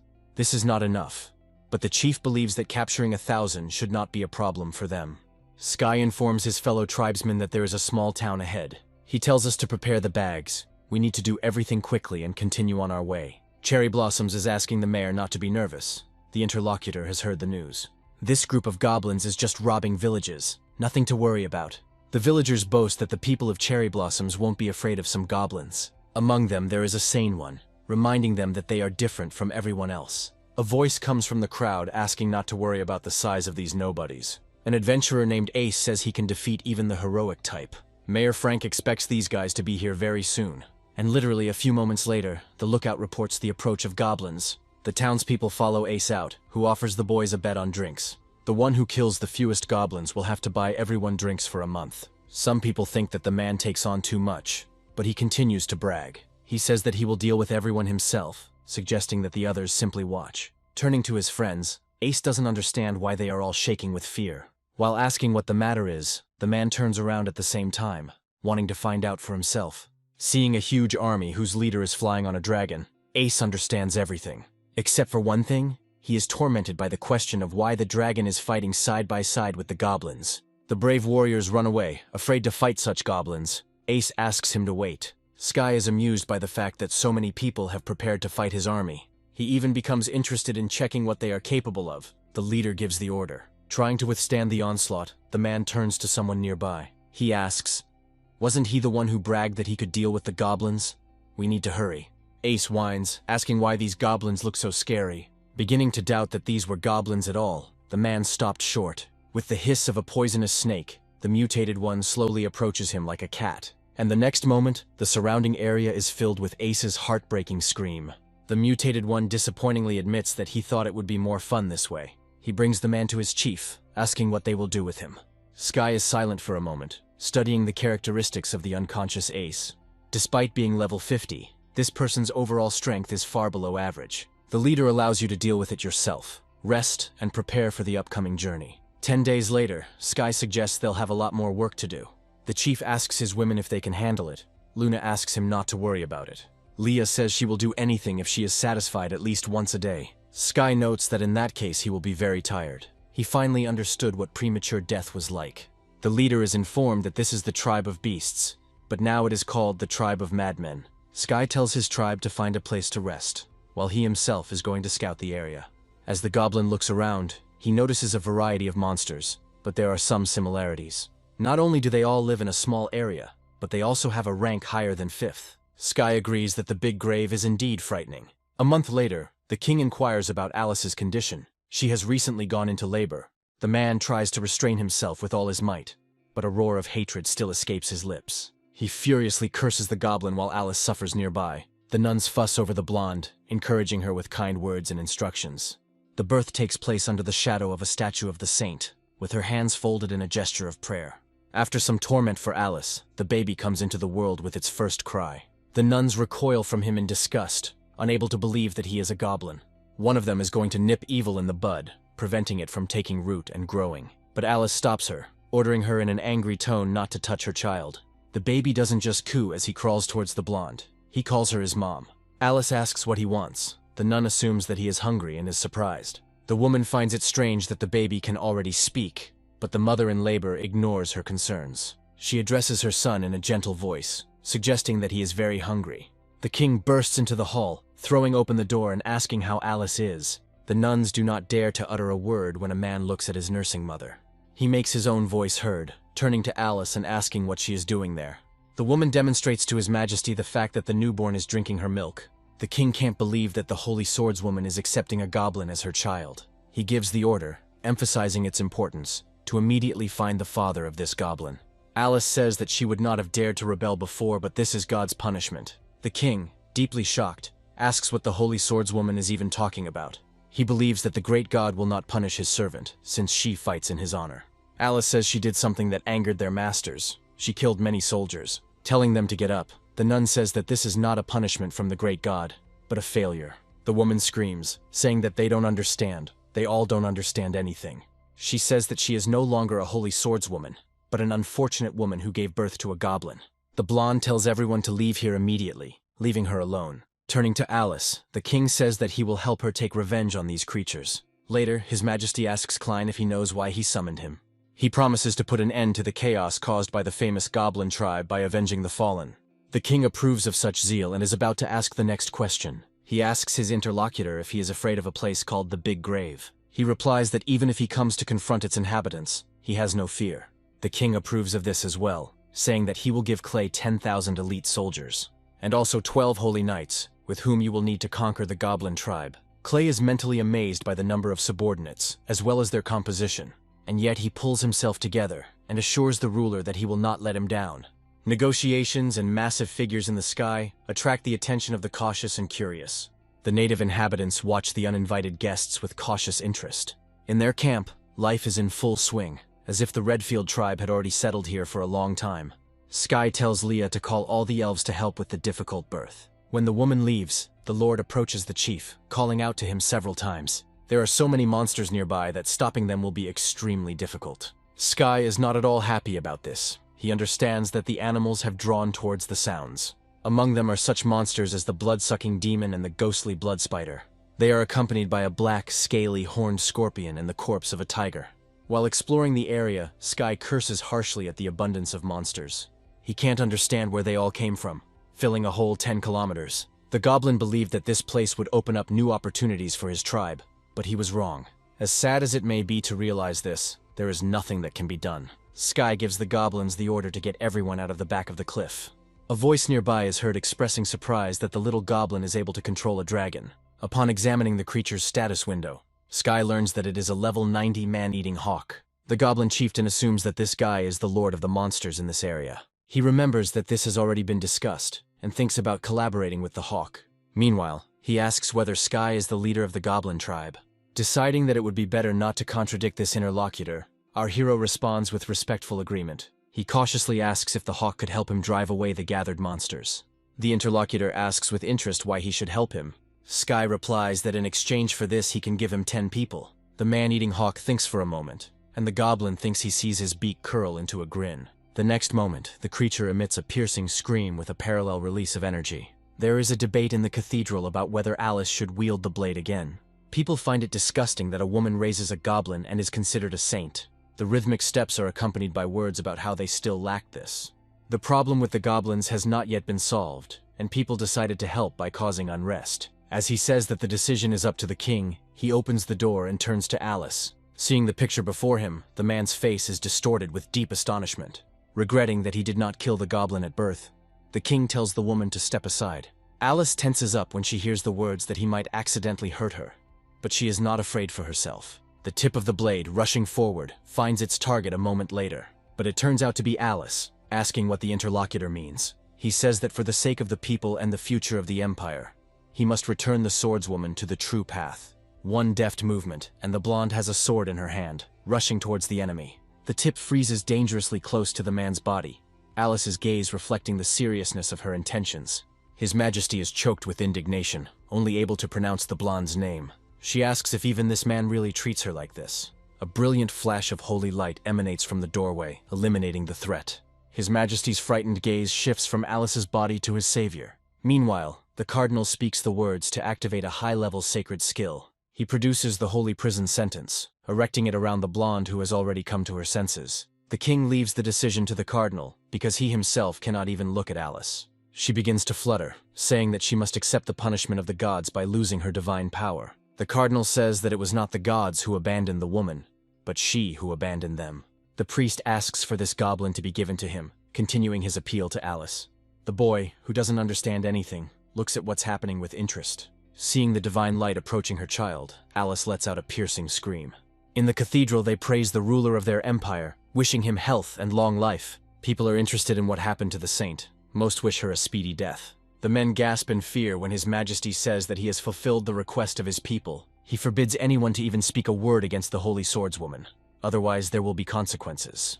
Ashamed, they do not find the strength to raise their voice, even though they have their own opinion. The next day, His Majesty is informed that Alice has disappeared. The king, jumping up from his throne, cries out how this happened. Where did she run? The level 70 berserker, having rolled back, proudly straightens up to his full height. Laughing triumphantly, he tells his leader that he can now use magic. The others begin to ask the leader for more meat and blood. They also want a promotion. Sky suggests that they catch the monsters themselves, but the goblins are afraid to go outside. The chief retorts, asking if they think it would be much safer with him around. The goblins ask him not to be angry. The berserker says that he is going to help these two. Sky notices that he is already spoiling them, and they are also sitting on his neck and dangling their legs. Hearing the familiar sound, the goblin chieftain sits up, turning towards him. The man-eating hawk says he wants to introduce a certain lord to Sky. The goblin responds politely, thinking to himself that there is no such thing as too many useful connections. The interlocutor likes that Sky doesn't mind. He says that he has an ally behind him. This creature turns out to be the Lord of the South, called the Golden Monitor. Sky immediately reads it, noting that this half-human is not particularly strong. The goblin chieftain asks the Lord of the South if he is interested in humans. The monitor lizard suggests dividing the people equally, but the hawk reminds him that he wanted one thing. The interlocutor believes that everything in their zone belongs to them, and he considers the goblin an insignificant spawn. When the hawk says that he is the one making the decision, the lizard stings him by manipulating him. Sky doesn't hold back when addressing the monitor lizard. He was polite, but there is a limit to everything. The goblin asks if the lizard will be too fat. He won't be able to handle that much. The golden monitor starts to get angry, asking how this pathetic trash is talking to him. One good flap of its large wings, a moment, and the hawk shields the goblin. He speaks the words of warning for the last time. There will be no next one. Varan offers to negotiate, believing that the other person wants to take everyone for himself. The hawk's words were not a lie. He clearly shows this to his former ally. He notes that the bird cannot always be near them, and the monitor lizard will one day kill them. As the lizard runs away, Sky's ears are reached by a voice calling out to him. The hawk apologizes to him, saying that he did not know about the monitor lizard's greed, but the goblin brushes it off. When asked what would happen if the golden one were killed, the bird says that there are two options. The second one, about Sky being able to become the ruler of the South, interests him. The goblin thinks that once he becomes a ruler, he won't be able to kill demons like he does now. Meanwhile, those who have gone hunting are feasting, filling their bellies. The mutated one manages to evolve and feels like he has become bigger. The goblin decides to test his skills by trying out new abilities and powers. The result is obvious. It is now truly more powerful than before. Enjoying his transformation, the mutated one boasts about his increased strength. Having tracked down its small prey, the amphibian slowly creeps up on the dragonfly. But suddenly there is a splash from behind, frightening both the insect and the young hunter. And it's not in vain that the baby, who has not yet tasted life, disappears, leaving circles behind him. The goblins discuss his appearance, which, although baby-like, is quite large. They like its delicious and sweet taste, reminiscent of human flesh. Thoughts about how great it would be if there were more of them give birth to a plan in everyone's head. The goblins chuckle evilly, thinking the same thing, and set off on their way. The relatives of the eaten one discuss his behavior. The female believes that they will not dare touch him. The sound of splashing, and then the question of whether the inconsolable mother is looking for him, attracts her attention. For a while she even loses the power of speech, but then pulls herself together. The female asks who he is and how he dares to appear in the chieftain's domain. The goblin licks his lips, saying that it all sounds like nonsense. He thinks she's pretty. The male asks how a stranger dares to speak like that to the chief's wife. Leaning forward, he stops himself, about to say that he will teach him to treat him with respect. A sure strike helps remove the disguise, revealing the vile enemy. Amid the wheezing of the dying man, the defenseless female is surrounded, laughing maliciously. Grabbing the loot, the goblin says that he will present it as a gift to his chieftain. The remaining residents pour out of their houses, trying to figure out what to do. As a result, they decide to fight, intending to protect the village in the absence of the chief. Madman grins. He was just about to try out his new powers. And the next moment, several victims perish at once in its magical flame. The mutated one is not going to lag behind his fellow tribesmen. For him, it's akin to a game. And the third comrade is already reaping the benefits, getting ready to become even stronger. An enemy slowly approaches him, intending to kill him stealthily. However, his efforts are in vain, as the goblin had already noticed the approaching one long ago. A little later they go home, well-fed and happy, leaving a few individuals behind to reproduce. The surviving male turns to his leader, asking where he is when he is needed. The golden monitor lizard is speechless as he looks at what is in front of him. When he regains his ability to speak, he asks if this is his tribe. A rustling sound comes from the nearby bushes. The monitor lizard tenses, preparing to attack. But only a fellow tribesman jumps out from there, sharing what happened with his leader. Varan can't believe what he's hearing, because he just came from the goblin village. Confused, the lizard sniffs the air, deciding to trust his sense of smell. The subordinate's words are confirmed. It smells of his wife and damn goblins. Cursing them with all his might, the golden monitor lizard rushes headlong after the trail. While he is about to destroy all the goblins, the trio returns to their settlement. The mutated one turns to his leader, saying that they have brought him a gift. Noticing that they have evolved, he asks what happened. The mutated goblin reached level 71, while the earthling one was already at level 72. Sky thinks about their characteristics, figuring out how else she could improve them. His thoughts are interrupted by a female voice ordering her to let go. She scolds the goblins. The golden monitor lizard's wife says she will force her husband to kill each of them. Roughly grabbing it, the madman shows his catch to the leader, saying that it is a gift. These two females were caught especially for Sky. They are very appetizing. The goblin chief asks if this isn't the family of that damned mantis. The female says with dignity that her husband is the ruler of the southern region. Sky smirks, asking if this mantis is the one who threatened to kill him. Seeing that a threat looms over her, the chieftain's wife asks what this goblin is doing. Sky doesn't let the female finish her accusatory speech. Her body falls next to a similar one belonging to her own daughter. The chief allows his goblins to do whatever they want with these females, and they rejoice. The green creatures pounce on the bodies like vultures, fighting for a tasty morsel. Sky asks what the subordinates were doing in the tribe, and the earth goblin tells. The leader turns to them in bewilderment, asking them to repeat what they did. Huddled together, the goblins begin to ask Sky for forgiveness, saying that they were wrong. He just laughs, saying he's joking, and in fact they did a great job. The goblins are embarrassed, saying that the leader is overpraising them. They did what they had to. Sky is interested in the monitor lizard's reaction after realizing what happened. He doesn't have to wait long. The golden one is tearing and throwing, ordering the damn goblins to come out and return his wife and daughter to him. He freezes, unable to believe his eyes, and his eyes widen at what he sees. Looking at what remains of his loved ones, the monitor lizard, gasping for breath, turns to the dead. Sky greets the guest warmly, expressing regret that he is late. The golden monitor lizard screams, saying that it will leave no one alive, avenging blood with blood. He doesn't hesitate, immediately spewing poisonous fumes from his mouth. Sky also has something to brag about. He counterattacks the enemy with his own magic. The goblin chieftain steps forward, not wanting to give his opponent a head start. The blow hits the target precisely, causing the opponent to gasp. He jumps back, avoiding a second attack, and lets out an angry roar. The creature asks the damn goblin what kind of tricks these are.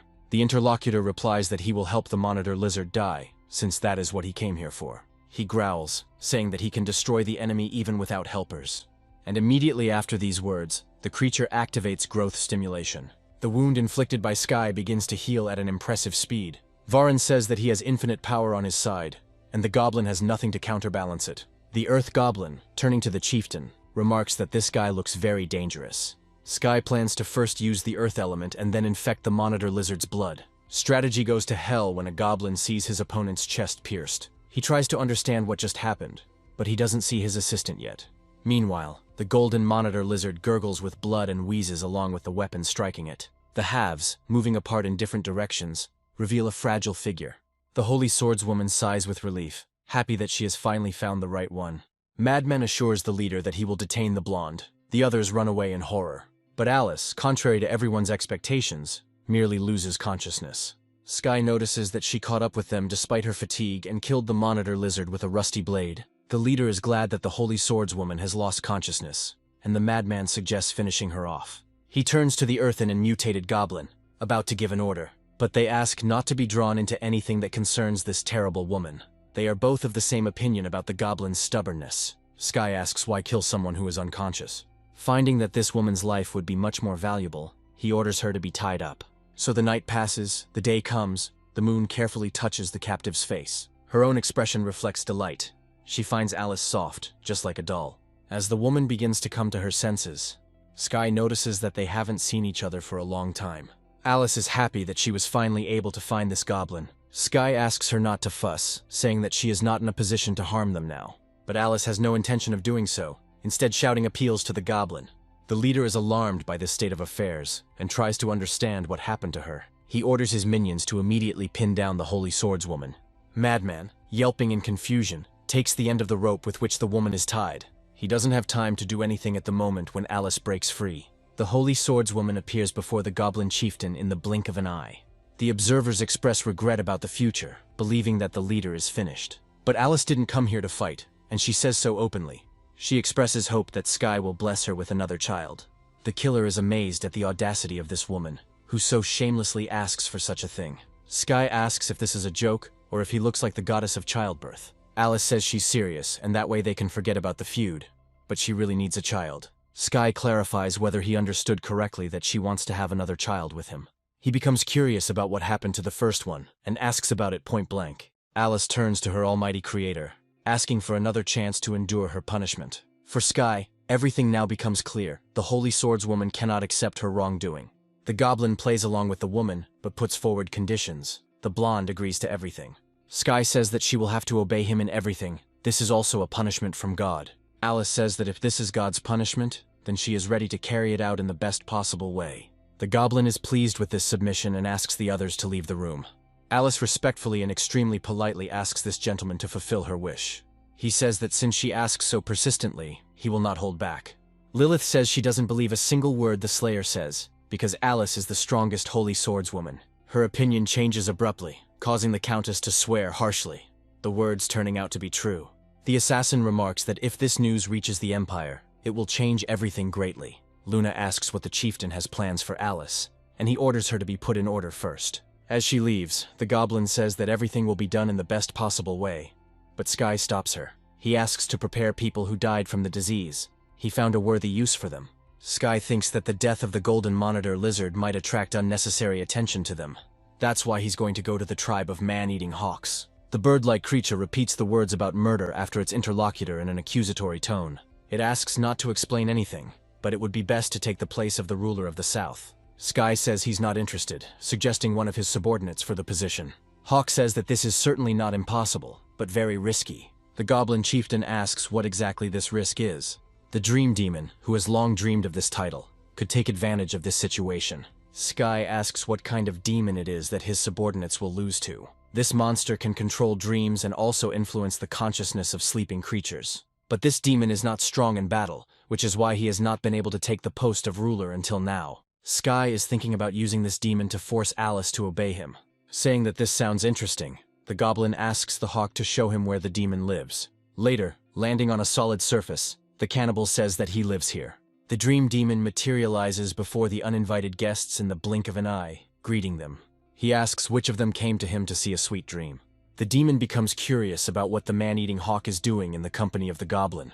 Sky takes the initiative, saying that she is here to offer her interlocutor cooperation. The gist of the proposal is that having become the ruler of the South, the demon will help the Goblin Chieftain. Words about the death of the golden monitor lizard please the demon. He begins to giggle contentedly.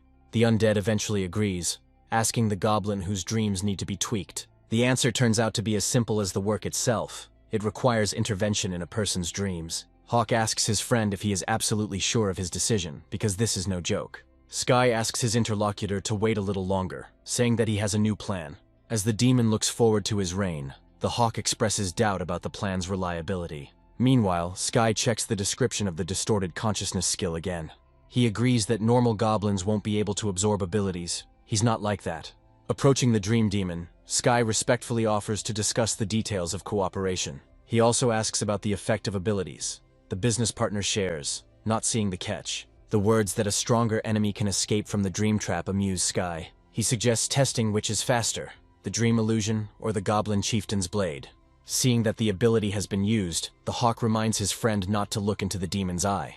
But it's too late. Sky's own eyes widen in response to the ability. When the goblin passes out, the demon says that he is doomed, as he overestimated his abilities. Sky's bloodshot eyes snap open and she sits up and looks around. The hard surface beneath him begins to turn into hot coals, enveloping him in heat. The goblin is watched from afar as he sinks lower and lower, but he doesn't notice it. The dream demon himself speaks up, laughing wildly and saying that he cannot escape from his dream. He asks the goblin, who is still confident that he is capable of killing him. The demon stops mid-sentence, his smile gradually fading. The undead tries to understand how the goblin managed to wound him, and he answers with pleasure. The point is in the power of reason and suggestion. A creature in a dream can die only by believing in death. Sky praises this technique, but says that it won't fool him. Throwing a magical charge forward, the goblin says that the enemy rejoiced too soon. He begins to writhe in agony but does not make a sound. Only after this does he wonder how something like this could have happened. Starting to chant curses, the demon says that he will never forgive this goblin. He takes a pistol out of the ground and, pointing it at the enemy, fires sharply. The dream demon falls onto his back again without a sound, having flown a great distance. Without standing still, Sky runs straight towards him, jumping at the end. The undead frown questioningly, trying to solve the riddle of the unarmed goblin. The joke is that his weapon turns out to be his own teeth, which tear a piece out of the demon. In this way, Sky manages to acquire the skill of dream control. Throwing his hand forward, the goblin chieftain performs a warped fusion. Even the hawk is confused. He couldn't even imagine such a scenario. As it descends, the bird-like creature asks its friend if he is okay. He admits that he is surprised, because he really thought that the goblin would not cope. Since the dream demon is dead, it must be decided who will now rule the southern lands. Behind the seemingly peacefully sleeping woman, a portal opens, which is the entrance to dreams. Sky jumps up and enters him as swiftly and quietly as a big cat, making the transition. He finds himself in Light Modesty, where a witch hunt is taking place in the square. The Holy Swordswoman is accused of committing a similar sin while being a member of the church. Now the goblin chieftain knows what nightmares torment this woman, and he understands that this is exactly what he needs.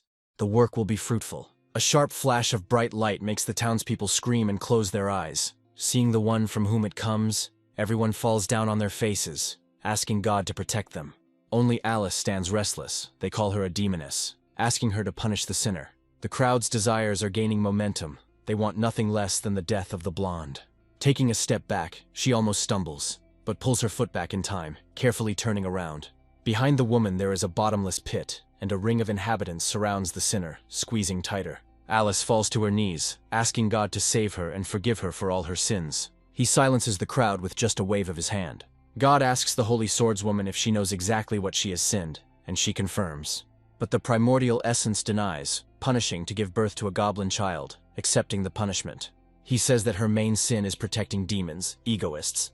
They are immersed in greed and thirst for power. They are drowning in their own depravity, in sin. They seize power and resources mercilessly, and this sin cannot be forgiven. Alice clarifies in a trembling voice that it turns out she was protecting not people, but demons. God confirms this by saying that if it weren't for them, she wouldn't have had to kill her comrades. Meanwhile, the devilish faces continue to lynch the defenseless woman. They want to kill her, tear her to pieces, and sacrifice her to their lord. Everything in the blonde's head falls into place. She lets out a guttural growl. And then he tells the demons to shut up and stop their stupid chatter. The Holy Swordswoman calls all these vestibules an ordinary herd of merciless monsters. Now she begins to subject them to lynching, but this time while dancing around with a blade. When it's all over, the woman plunges the gun into the tile and collapses next to it, exhausted. With a trembling voice, she addresses God and says that she killed all these people. The interlocutor asks her to look carefully, saying that they longed for her protection.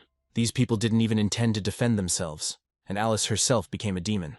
And this happened as soon as the Holy Swordswoman departed from the Holy Church of the Lord. As the realization dawned in her eyes, words escaped the woman's lips. Putting her hand in God's, Alice reverently says that she understands everything. In response, God gives instructions to exterminate demons, and the interlocutor asks how. He replies that he will send her a messenger who will help her sort everything out. Alice does not want to say goodbye to the Lord, but he moves away, asking her not to forget his command. Upon returning, Sky admits that he didn't think he would be so tired. Sitting down next to her, the goblin says that from now on she is no longer a holy swordswoman.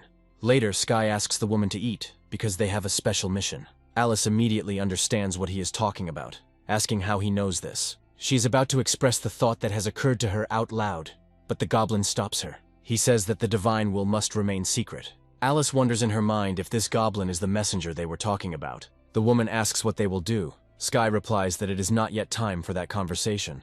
Later, he scolds his interlocutor, expressing disappointment with the level and overall combat power. Freya apologizes to her master, saying that she will try harder in the future. He asks how long she has been studying magic and receives the answer 1 year. It turns out that Freya didn't have time to learn much. Sky believes that she is not lacking in talent. The chieftain asks his subordinates if they want to plunder Kleinburg, and they excitedly confirm. Sky then tells them to get their weapons ready, saying that they will move out immediately after that. The goblin heard that the ruler of the city is a magician, and he wants to give leadership to his pet. When he asks her what she thinks about it, she replies that she is very grateful to her master. The blonde who approached asked if they were going to kill everyone in this city. Sky gives the former holy swordswoman an appraising look and smirks. He answers her question positively, asking if she can't wait for it. The woman says that if God sent this mission, she is ready to do anything to fulfill it. She believes that the time has come to repay the debts to the demons who have ruined her life for a decade. As they approach the city, the Earth Goblin addresses his leader.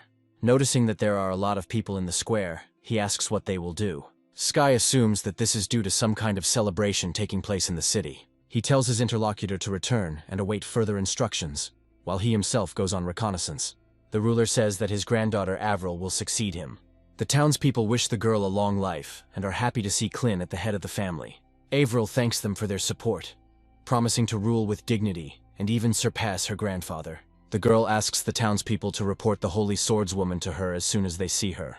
The residents say they believe her, promise to follow the girl and wish her a long life. The old man liked his granddaughter's passion and the townspeople's recognition of her. He didn't expect anything else. Sky couldn't even imagine that this would be the new ruler's first decree.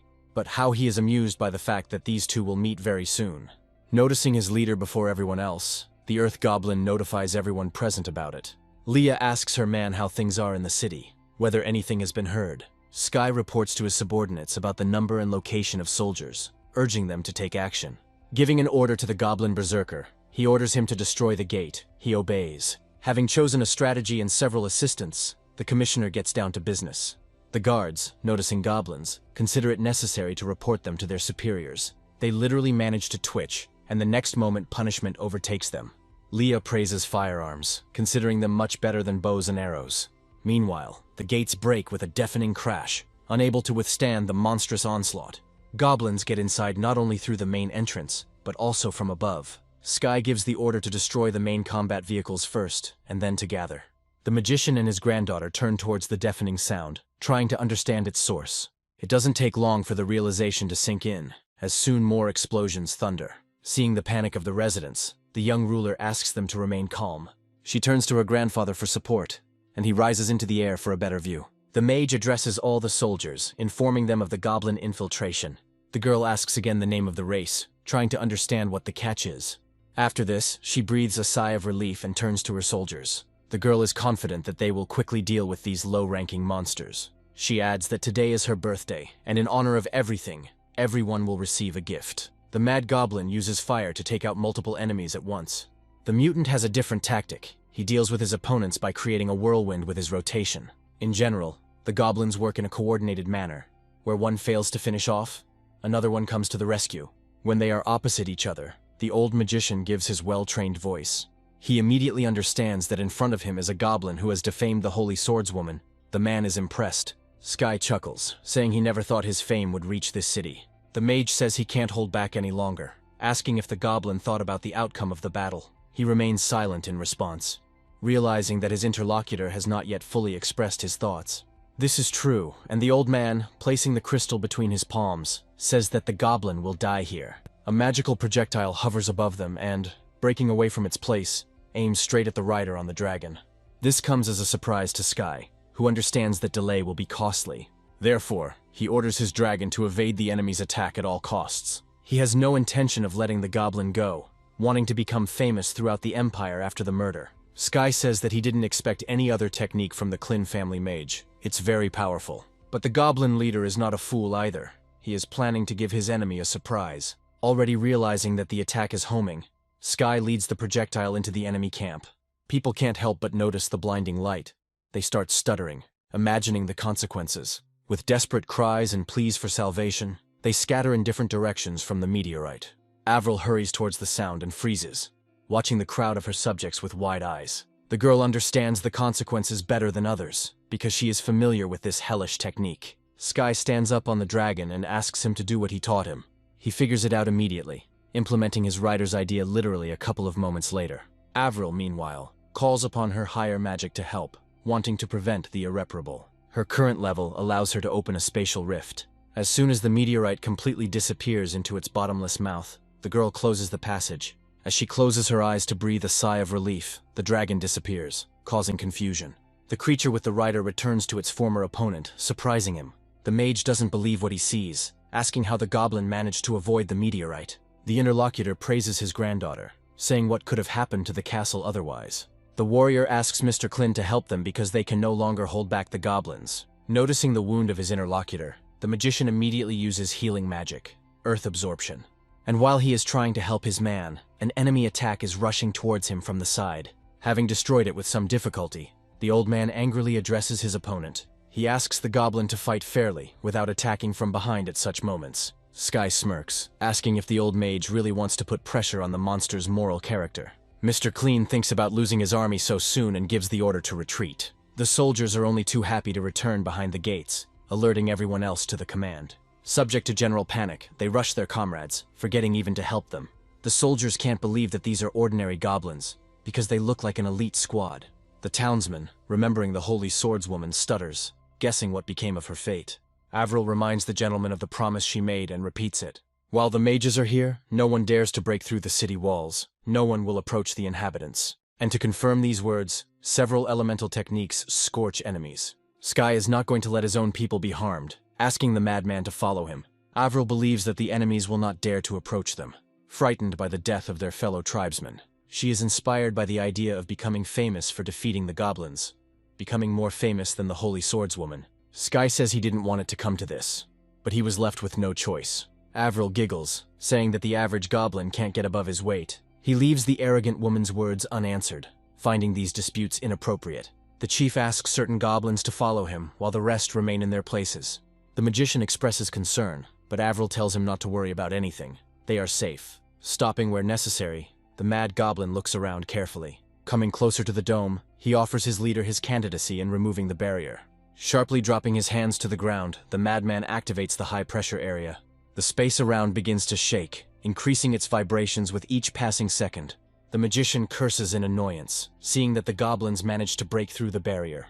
The townspeople begin to wail. Hearing terrible sounds, they call for Mrs. Avril. Sky tells his army that the time has come for the mountain to go to Muhammad. Death screams and battle cries fill the area within moments. The warrior offers to save the people, but the magician refuses, because otherwise they themselves will die. The old man is annoyed by the fact that the barrier he had been creating for several years has fallen. One of the warriors says that he will not sit idly by because his family is outside. Several more people agree to go with him, and they begin to actively remove obstacles. Avril asks the villagers to stop, saying that she can protect them here. A flash of light from behind is accompanied by screams and attracts attention. Turning around, Avril sees a desolate scene and screams out her father's name. It shakes the surrounding air with a ringing voice full of despair. Leah blows away the smoke left after the shot, rejoicing at her success. The remaining elves reload their guns, choosing their next targets. Avril doesn't understand why the elves are in league with the goblins and have such strange weapons. Leah reminds her sisters that people sold them to be sold as slaves. While she uses this as a catalyst, the old man calls upon higher magic for help.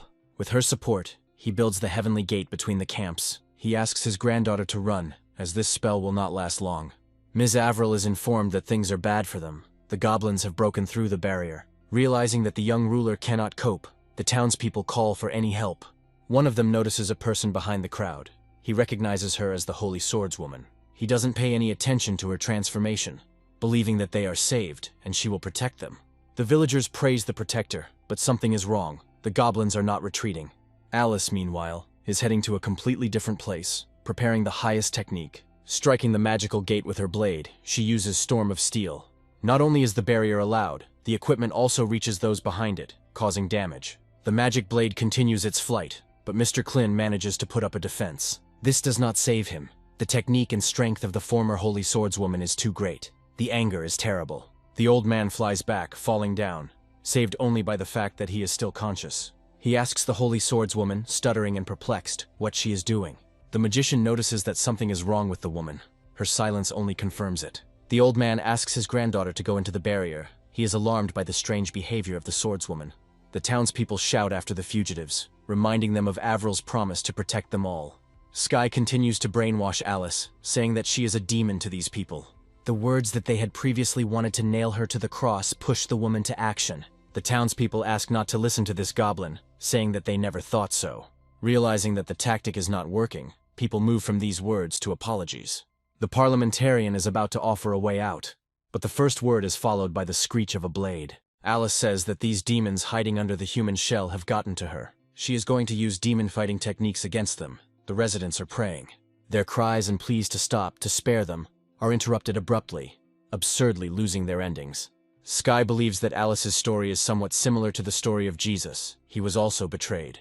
Only, unlike the Son of God, this woman does not possess unwavering mercy. While the leader was thinking, a mad goblin broke through the fortress wall. Avril can't accept that the Holy Swordswoman has gone crazy and betrayed people. She intends to teach the blonde a lesson once she receives the title of Great Archmage. Behind the next door, a trembling with fear surprise awaits the failed ruler. The little goblin asks him not to kill him, promising that he will not do it again. Saying that he is lucky, Avril tells him not to cross her path again. She thinks that this vile creature will be in trouble if she doesn't make it to the meeting with her grandfather. A strong, painful sensation in the neck is accompanied by belated regrets. Avril asks this insignificant goblin why he bit her, since she spared him. But everything is not at all as it seemed at first glance. The girl peers into the darkness. Sky laughs at the stupid and arrogant girl, saying that she made a mistake. He is not upset that he did not find books on magic, because he found something more valuable. Avril says she knows what it's about and offers to help escort him, asking for mercy. The goblin is amused by the girl's sudden change. She tries to justify herself with good intentions. Sky laughs, noting that it's impossible to believe the words of someone who changes their shoes so quickly. Sharply pressing the girl's hands to the wall, the goblin notices that she is still very inexperienced. He believes that it is for the best that she did not become a ruler, because many mistakes were made. Avril screams in horror, asking what this goblin is going to do to her. After Sky finishes her business, she reflects on how simple everything was. A pained scream comes from behind him, and he wonders what the goblin did to his Avril. When Sky turns around completely, a prepared attack is already flying towards him. He himself manages to parry, using the beastly roar as a counterweight. Two opposing energies clash, united by their power. In between parrying blows, Sky jumps back to a safe distance. When the haze and dust raised by the collision of the two elements clears, the goblin shudders. He notes that it was very close and strong. It almost hit him.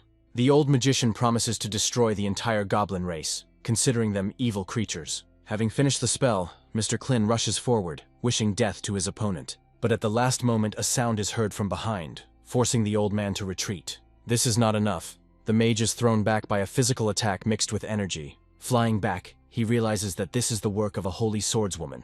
This style is hard to miss. The old man doesn't pay any attention to the flash, and when he realizes what's going on, it's too late. The blade plunges into the body too quickly, knocking all the breath out of the magician. Alice steps to the edge, assessing the damage done to her victim, checking its effectiveness. Sky likes this corrupted version of the holy swordswoman, as she is even stronger than before. Alice asks if she needs to kill anyone else. The goblin denies, praising her for her excellent work. They manage to discover a secret room that contains over 100 advanced spells.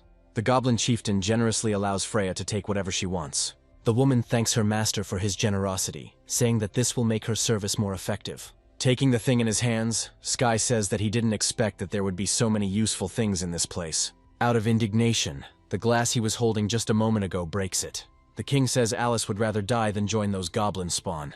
He promises to execute the messengers on the spot if even one of their words turns out to be a lie. Meanwhile, another one bursts into the hall, informing the lord that Klinberg has fallen. The magician reports what happened, not forgetting to give special attention to the holy swordswoman in the story. The king considers this absurd. He could not even doubt this woman in his thoughts. The man is not going to let these insignificant goblins destroy the Lion Empire. He orders all the ministers to be gathered, and he himself decides to go after the Pope of the Holy Church. Later, the ruler gives a fiery speech, with the main goal being to declare war on the goblins. The subjects echo the words of the king, repeating after him all other goals. The Pope says that he now understands why His Majesty was looking for him. But the High Priest is troubled by the words about declaring war on the goblins. This is fraught with danger. The man notes that his main task is to maintain peace and stability of the empire.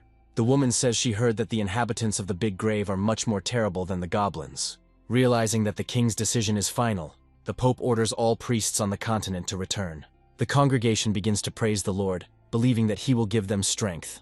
When a man-eating hawk descends upon the goblins, the goblin chieftain immediately approaches it. Sky asks what he is doing here, to which the interlocutor says that they want to see him. Hearing the words that they must go to the Big Grave, the goblin asks again. And yet he follows his friend without complaint, not intending to tempt his fate. Sky asks her interlocutor what tribe lives in these prosperous lands. The hawk replies that this castle was built by werewolves. Their king is of the 10th rank. Hearing the words about the representatives of this race being oppressed by the church, Sky thinks hard. He understands that the Great Tomb is inhabited not only by the 4 lords, but by a deeper hierarchy. When they are almost at the place, the hawk notifies his companion about it. For some time they have to walk along the bones, but then the travelers stop. The hawk informs the interlocutor that the Great Lord is waiting for the goblin chieftain below.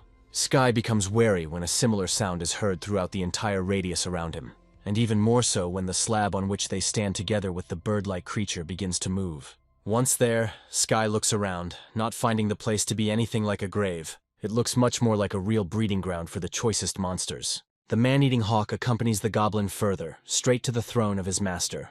The Lord of Bones, the Majesty of the Great Grave, remains silent during this time. Marking the creature's 100th level, Sky is amazed by the fighting power of 10,000. The goblin can't even imagine how those old men from the church were going to defeat the giant. He considers it prudent to be the first to greet the respected lord.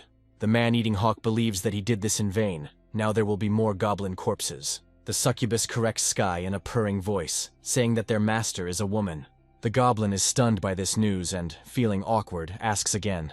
The queen ignores this, expressing her impressions of Sky's achievements. The goblin laughs awkwardly, asking the lord not to make fun of him because it's luck. The queen asks her interlocutor not to be afraid of her, because she does not want to punish him, but to reward him. She's not opposed to Sky taking over the grave's monster resources, but with a caveat. The goblin must become the ruler of the south, and the leader of all the monsters of the Great Grave. This news stuns not only Sky. Puzzled whispers spread throughout the hall. Those present cannot understand why the queen decided to reward a stranger so generously. The succubus is also impressed. She considers such an appointment to be beyond the pale. The bone mistress asks a counter-question. Is her interlocutor really afraid of goblins? The demoness apologizes, repenting and admitting that she went too far. Sky can't believe that the queen decided to hand over control of the monsters so easily. The mistress repeats her demand, and the goblin thanks her for such a valuable gift. He solemnly promises that from this day on the Great Grave will be under his protection. Luna thinks her husband is amazing, and says she is completely envious of him. The killer calls the goblin a fool, because they are used as cannon fodder. Sky explains that the old demoness is going to use the goblins to fight the Holy Church. Matiska is unsure of the tribe's strength, and Luna asks what they should do then. Sky says he has a plan that, if implemented, will make him a winner again. Later, he launches a plot modulation, exploring all available options. From what he read, the leader learns that even his strongest fighters will not be able to resist the church. Heavy Sigh triggers a fight with monsters as an additional difficulty. Alice asks him what happened. He says he's thinking about increasing his power to epic. The woman says it's not difficult. Good equipment can make a big difference. As an example, the blonde gives a ring, which Sky immediately examines thoughtfully. He is trying to figure out whether his army will really become stronger with the presence of magical items. Jumping up, the goblin asks Alice if she knows where to get magical items. As soon as he starts talking about creating a legion, the woman answers negatively. Alice says that magical items are a great rarity in their world. After the disappearance of the dwarves, few are able to replicate the mastery of this race. Sky understands that there is no point in asking the Lord of Bones. She will understand everything.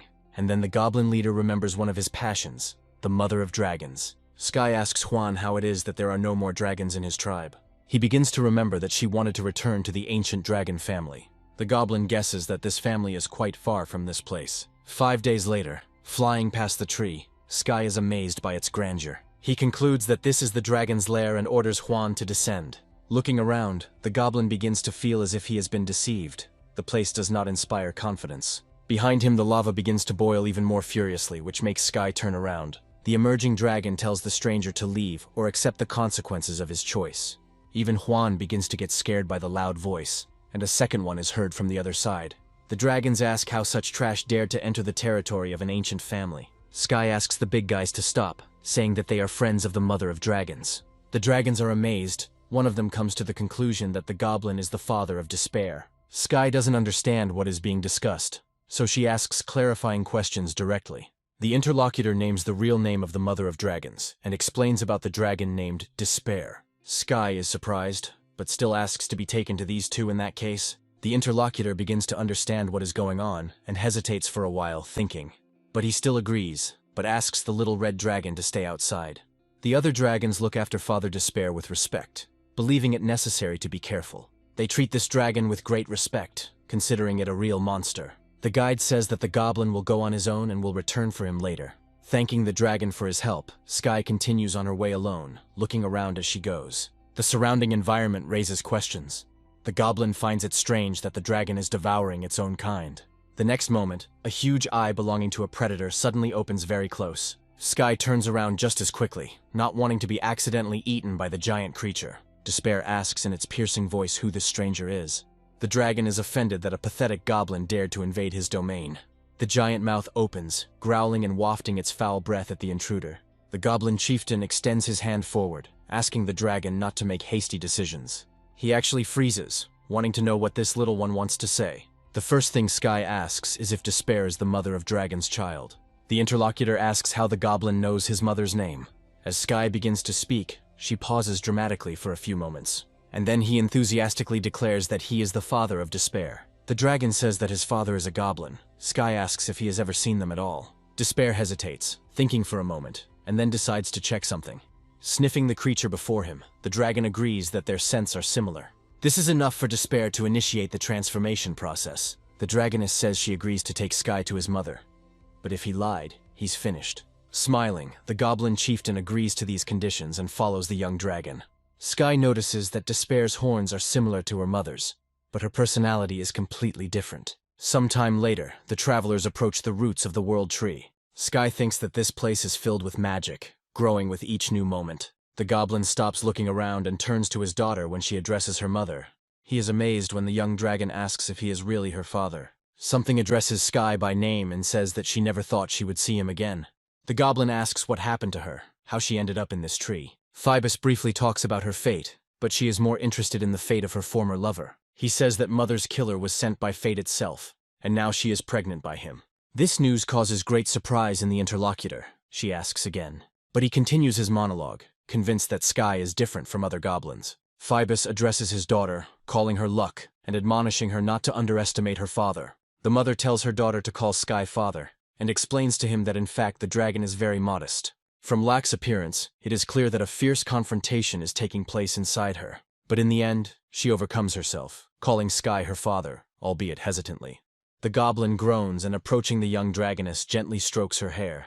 The confusion reaches its peak, and the transformation occurs against the baby's will. Sky is puzzled by this, but pulls herself together and turns to Phoebus. He is impressed by the dragon's fast speed. Mother suggests that it is due to the goblin genes. Taking advantage of the moment, Sky asks her interlocutor where she can find dwarves. She replies that she has only heard stories about representatives of this race. Phoebus suggests asking the Dragon Queen about this. The daughter will accompany her father to her.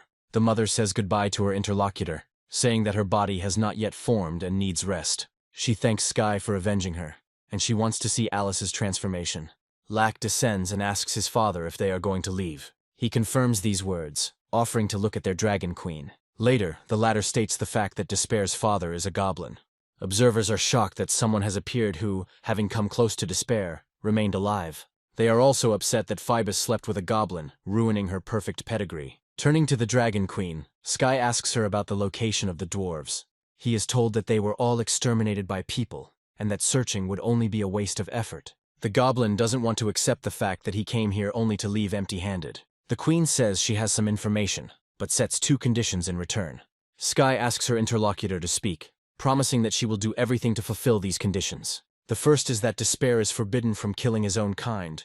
The goblin doesn't see a problem with that, but only if she won't be bullied. Sky asks about the second condition. The queen says that to discuss it he will have to walk with her alone. The goblin agrees without hesitation, and they immediately head to a more secluded place. Landing on a hard surface, the queen releases her business partner from her mouth. He says that he is listening to her attentively, asking her to voice the necessary condition.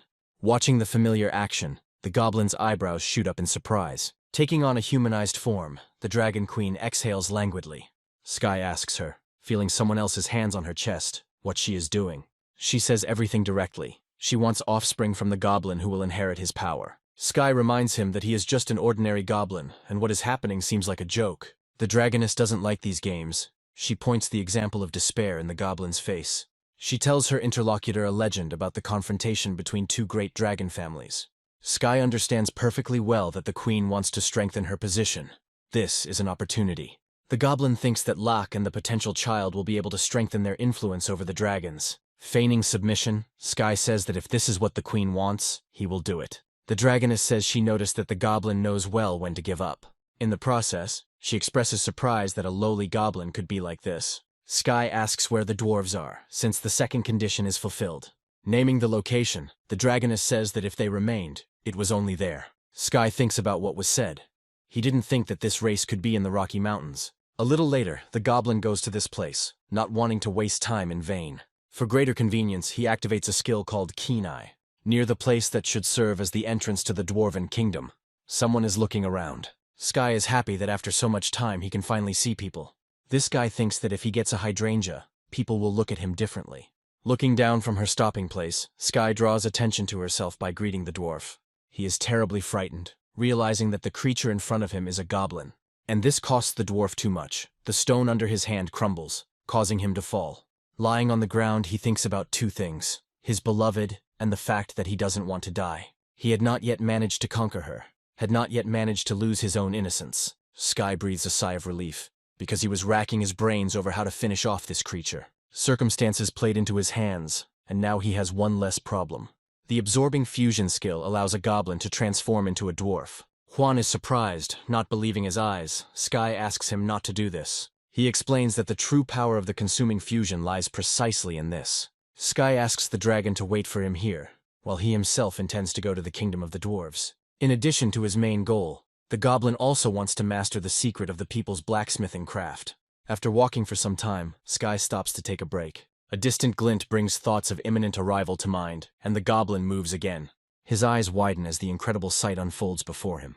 The capital of the Dwarven Kingdom turns out to be too lively, which is unexpected. Sky considers this place a real paradise compared to the big grave. A female voice is heard behind, sending such paradise far away. The girl asks, addressing him as Dennis, where the flowers she was promised are. Sky puts 2 and 2 together, realizing that this is the same Bella, the dead dwarf's lover. Calling her a psychopath, the goblin leaves, because he has much more important things to do than a hysterical woman. The girl gets angry, asking if Dennis really thinks he is special. Sky is at her side in an instant, saying he is not a dog. Bella is afraid to say it out loud, but mentally she is seriously puzzled by such a reaction. Casually pushing the girl away from him, the goblin tells her to get away from him. Bella sends threats to her offender, and he accepts them calmly. Cursing him, the girl says that he will regret his behavior. Sky finds visiting the tavern an effective way to learn about what's going on in the area. He asks the innkeeper to bring him 2 bottles of their best liquor. Sky notices a woman nearby, and a plan is born in his head. Approaching her, he asks if she would mind sharing a drink with him. She agrees, but considers this kind of flirting to be rather pathetic.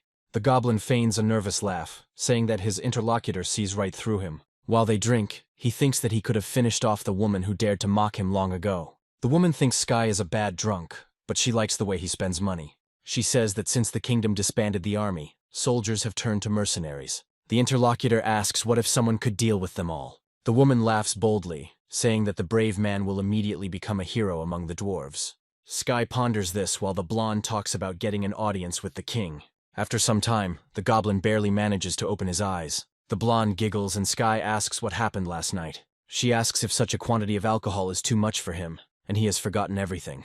The blonde says she had a hard time believing he was a dwarf, based on his behavior at night. The woman says that although he looks like a dwarf, there is something about him that others do not have. Sky is mentally glad that his disguise hasn't worn off, wishing he could stop drinking.